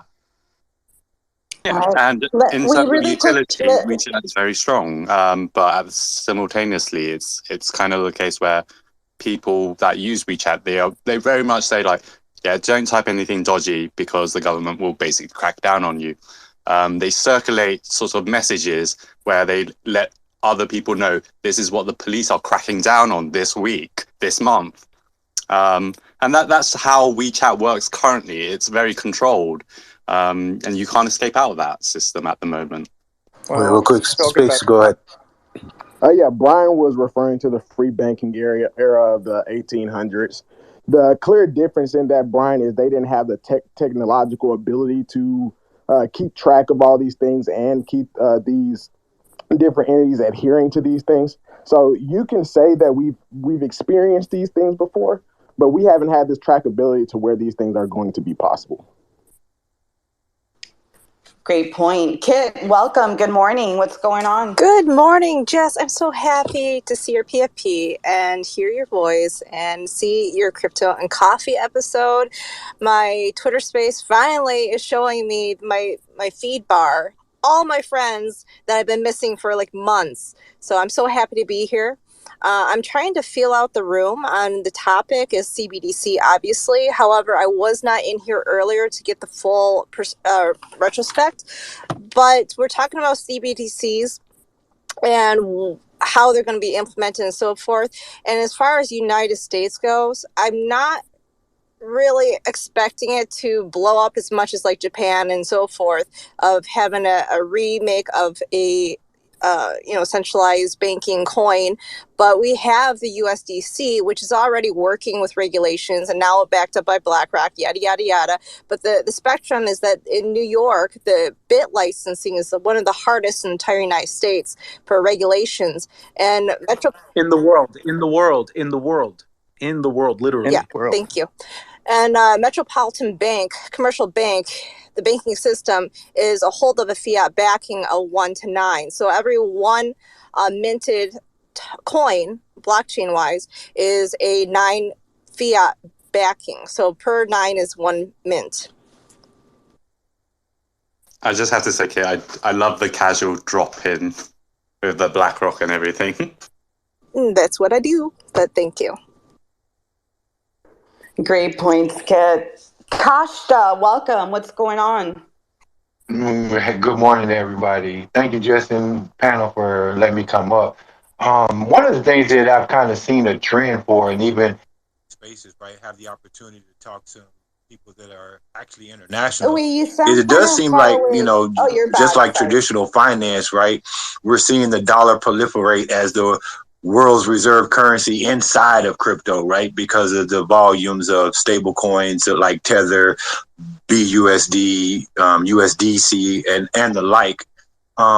So I find that interesting in that it's proliferating the dollar, even with all of these crypto options being available to us. One thing I'm curious of, and if anybody international can speak to this, but are we going to see some regulations come pretty soon with the CBDCs and stablecoins growing at the rate that they're growing, where jurisdictions are going to pretty much only allow the proliferation of their sovereign stablecoin or CBDC, right? Because I don't think that the intent behind this is to have a whole lot of dollars being circulated, in Russia or in Belarus or, some of these other jurisdictions. I'm sure that they would want that in their own currency. So has anybody heard any chatter about, restrictions of other stable coins or CBDCs being allowed in their jurisdiction? I'm from the States. I think, I don't know, is anybody here not from the US that maybe wants to chime in on that? I'm not sure what the question was.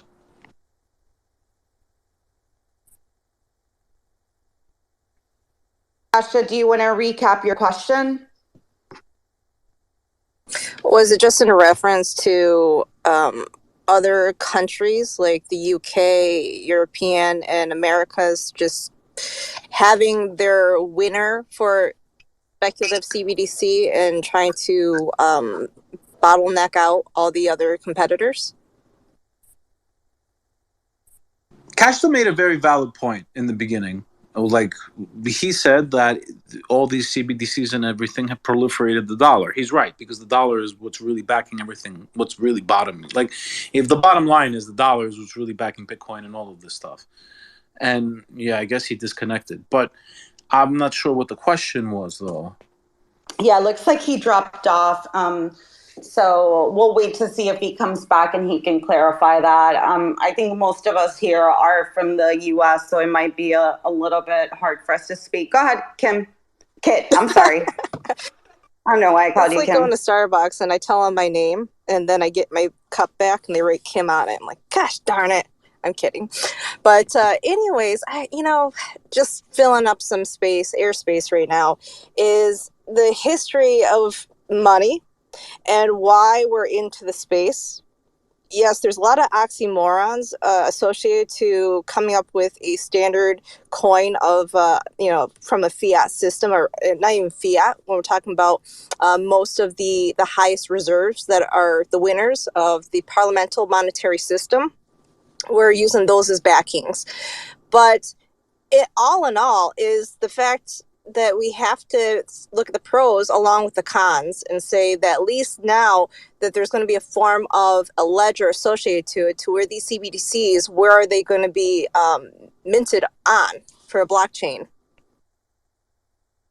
Yeah, I think that's a great point. And we do have Kasha back. Kasha, I think everybody wanted a recap of your question. Do keep in mind, all of us are from the States here. So if you're asking outsider's perspective, probably not the best space here to ask that. But go ahead. Thank you. Yeah, and I'll definitely keep that in mind because it is international related. But I guess my question just is, since we're seeing this proliferation of dollar usage via the stable coins, right? We know that the dollar has always kind of been like our benefit, their problem.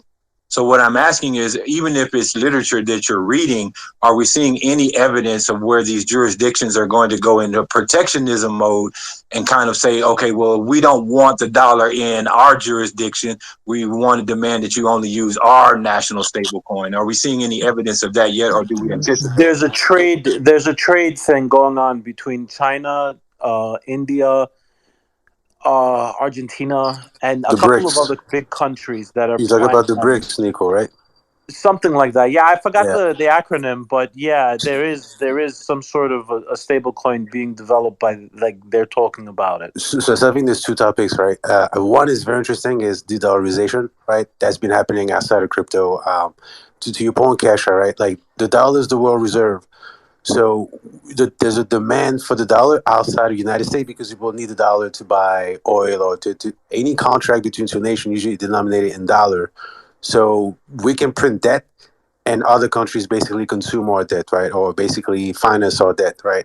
So a lot of countries are tired of doing that, right? Especially countries that produce commodities, produce oil and gases, stuff like that. And usually they have conflict with the United States, so they don't necessarily see eye to eye. So now there's this new alliance. BRICS is for Brazil, China, Russia, and a few other countries. And there's more countries joining. They're thinking about having their own commodity-backed currency, right? It's probably not going to be a cryptocurrency. It's going to be like a regular, typical type of currency, but that's backed by actual commodities. I heard And that it's that going to would be be like a more neutral. CBDC. No, I heard that it was going to be something like a digital CBDC, but it's I'm sure going there's to, multiple it's projects. what you're saying. But I heard it's going to be digital It's though. gonna. Instead, Yeah, it it's could. going to be backed by physical stuff, but digital. It's a digital thing that's being propped up by Putin and a couple of other world leaders. So whether this succeeds on a level that people are talking about, it is a whole different matter, because Russia is basically nothing more than the world's gas station. So to see if they can accomplish this kind of feat along with China is kind of interesting to look at. Well, the biggest issue that they have, right, and this is half of the reason why the U.S. dollar is the world reserve currency, is because you don't want to hold the Russian ruble because you have to hold that in their system, right? And nobody trusts Russia. Vice versa, same thing in China, where we have these very vibrant, open financial markets, and so I think we're positioned perfectly for this trial to change from where the U.S. dollar doesn't become the world reserve currency, but still, in my opinion, and you could look at like your USDC, right, as like a very vibrant option to still be used, and I think it personally will be for those reasons. Great points. Great points. Great points on CBDCs. Don't know how we got here, but I do got to wrap up soon, so just wanted to make sure I got through some other things. I know earlier this week there was that DOJ announcement. Has anybody ever heard or used Bits Lotto? Absolutely not. Like, anybody here? If you have I knew it, but I've never used it. No, what was funny, and where's Brian? Because Brian did he leave? Because he was fudding too. Mike Alfred, the biggest Binance fudder, had to delete his tweet because he was so sure that the announcement was going to be that the DOJ was coming after Binance. And I saw Brian commenting on some of those things too. I did want to shit on him for that. But yeah, that was funny to see. Unfortunately, Mike Alfred blocked me, so I had to see it on the timeline. You're not missing anything. I don't even know why anyone follows that guy. He has nothing to say. How are you getting blocked by these people, Jess? Like every other at Crypto and Coffee just got blocked by somebody, actually. I literally posted a meme, a GIF that said, source, I made it up, and he blocked me. Like, that's all I did. So, but I don't know what that whole Bits Lotto thing was about, but yeah, that's weird that they came out and made such a big deal about it.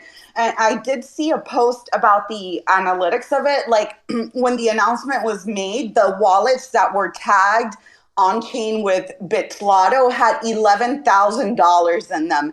At the peak, those wallets had $6 million. So this whole big announcement for a $6 million peak exchange, I guess. Pretty ridiculous to see. Some other things, just before we wrap it up. Coinbase NFT Marketplace did $700 in volume yesterday. I don't know where they went wrong with that, but that's pretty bad. That's like, that's probably half of a Sappy seal or something. I don't know where the Sappy seals are right now. And I know, Tammy, you had taken note of this one, that there was a delay with Blur. Anything about that you wanted to add in? I'm not a Blur user. I'm not a Blur user either, but I did happen to see that and run across that. I guess that they were supposed to launch their token in January, but they pushed it off to February 14th. So they did their airdrops, the 3 different ones, October, November, December, but that was met with mixed reviews, I guess, with them pushing that off. One other thing, too, I don't know if we want to get into this discussion because this probably would take a while, but I don't know if you guys heard that John Ray, the new CEO of FTX, has stated that he, if there's a path forward to reboot FTX, then they're willing to explore it. And they will do it. So I don't know if anybody would use it, but that's what they're looking at, I guess. Yeah, or you could use GTX, which is Suzu and Kyle. Like, take your pick. I was FTX or GTX. And is HTX next? Like, are they just going down the alphabet? What are they doing here? And I guess FTT pumped after this, like 32%. It's crazy. Well, Three Arrows Capital, those were the 2 people that were in bed with FTX that caused all that little, network effect, downfall. So I'm not going to get into the conspiracy theory now. People can go down that hole. And they're going to revamp something of a merge between GTX and FTX. So Yeah, it's crazy. I think, as sorry, Nico, I do gotta go soon, so I'm just gonna make my last comments and wrap it up. I think, we're here, right? Like, when the next bull run comes and the next wave of users come, hopefully FTX and GTX aren't up and running. And if they are, I think it's up to us as a community just to be vocal about, like, hey, be careful. This is what happened, last year. So just like the people that were here for Mount Gox, or remind us of that every time, So we just can't let these people rename themselves by one letter and keep it moving. Like, not acceptable. But yeah, I do have to wrap it up and get going. I have a meeting soon. So I did want to throw it over to Dow and Tammy for any last comments. Yeah, I think that was a great space, another great space, and honestly, like, I'm realizing not to take those spaces for granted, because the whole week I was looking for a similar space where we have BTC maxis, and sometimes we're lucky we get BSV maxis as well, and we can have those conversations and learn something, and that's becoming rare. And I used to be the type of guy that'd be like, oh, I hate BTC maxis, but I kind of miss them now. I feel like their criticism comes from a place of knowledge, especially in the case of Brian. And there's starting to be spaces that all have criticism based on personal issues of other people. And I think those spaces, you don't learn anything. So I value the time that we spend here, and I think other people do, because it's great space. Honestly, it's really a good space. Yeah, Brian just needs a new mic. I did see some comments in the chat box. I don't know what's wrong with this mic. You got to put your volume down when he speaks. But yeah, and you have a space on Wednesday, right? I know last week you talked about DeFi on L2s, which was really great. You got your topic for next week that maybe you want to share? Yeah. So next Wednesday, 6 p.m. Central European time, we're going to be talking about security, how to stay safe out there. Keep your wallet safe. Always good. Always good. Tammy, I'll throw it over to you. Yeah, great space. Like Dow said, these are always super informative. I gain a lot from them, and I would even encourage people to go into other spaces, and even people you don't agree with, just to kind of hear perspectives and hear people out. I've been going into spaces that I didn't even think I'd go into, just to kind of get perspective and listen in. So it's good to do, and definitely check out Dow's space. It's the farmers market, right, Dow, on Wednesdays. So definitely check his out. They're great, super informative there too. But just the space, like I always say, is the one that brought me in, and I have always valued and loved her spaces, just because you just get a lot of information, and it's not one track. We talk about everything, which I enjoy. But I hope everybody has a great weekend and great week next week, and we'll see what the next week holds, and we'll do our research for sure. Yeah, we'll see what happens. I saw that article late last night that SBF says 3 men showed up at his house. Did you guys see that? I don't know if I'm buying that. No. Apparently they like hit a barricade and said to the security guards, "Oh, we'll be back," or some shit like that. I don't know. But yeah, that's like more drama to the movie that is SBF and FTX. But yeah, thank you everybody for coming. It was a great conversation. I appreciate everybody's input. Yeah, we'll be back next week. I do have a show on Wednesday. I'm going to do it on my podcast, quote unquote, page. And I'm going to have some speakers talking about the tools that they use to create content. So I know a lot of the spaces that I go into, it's just like how to grow your Twitter audience, Java.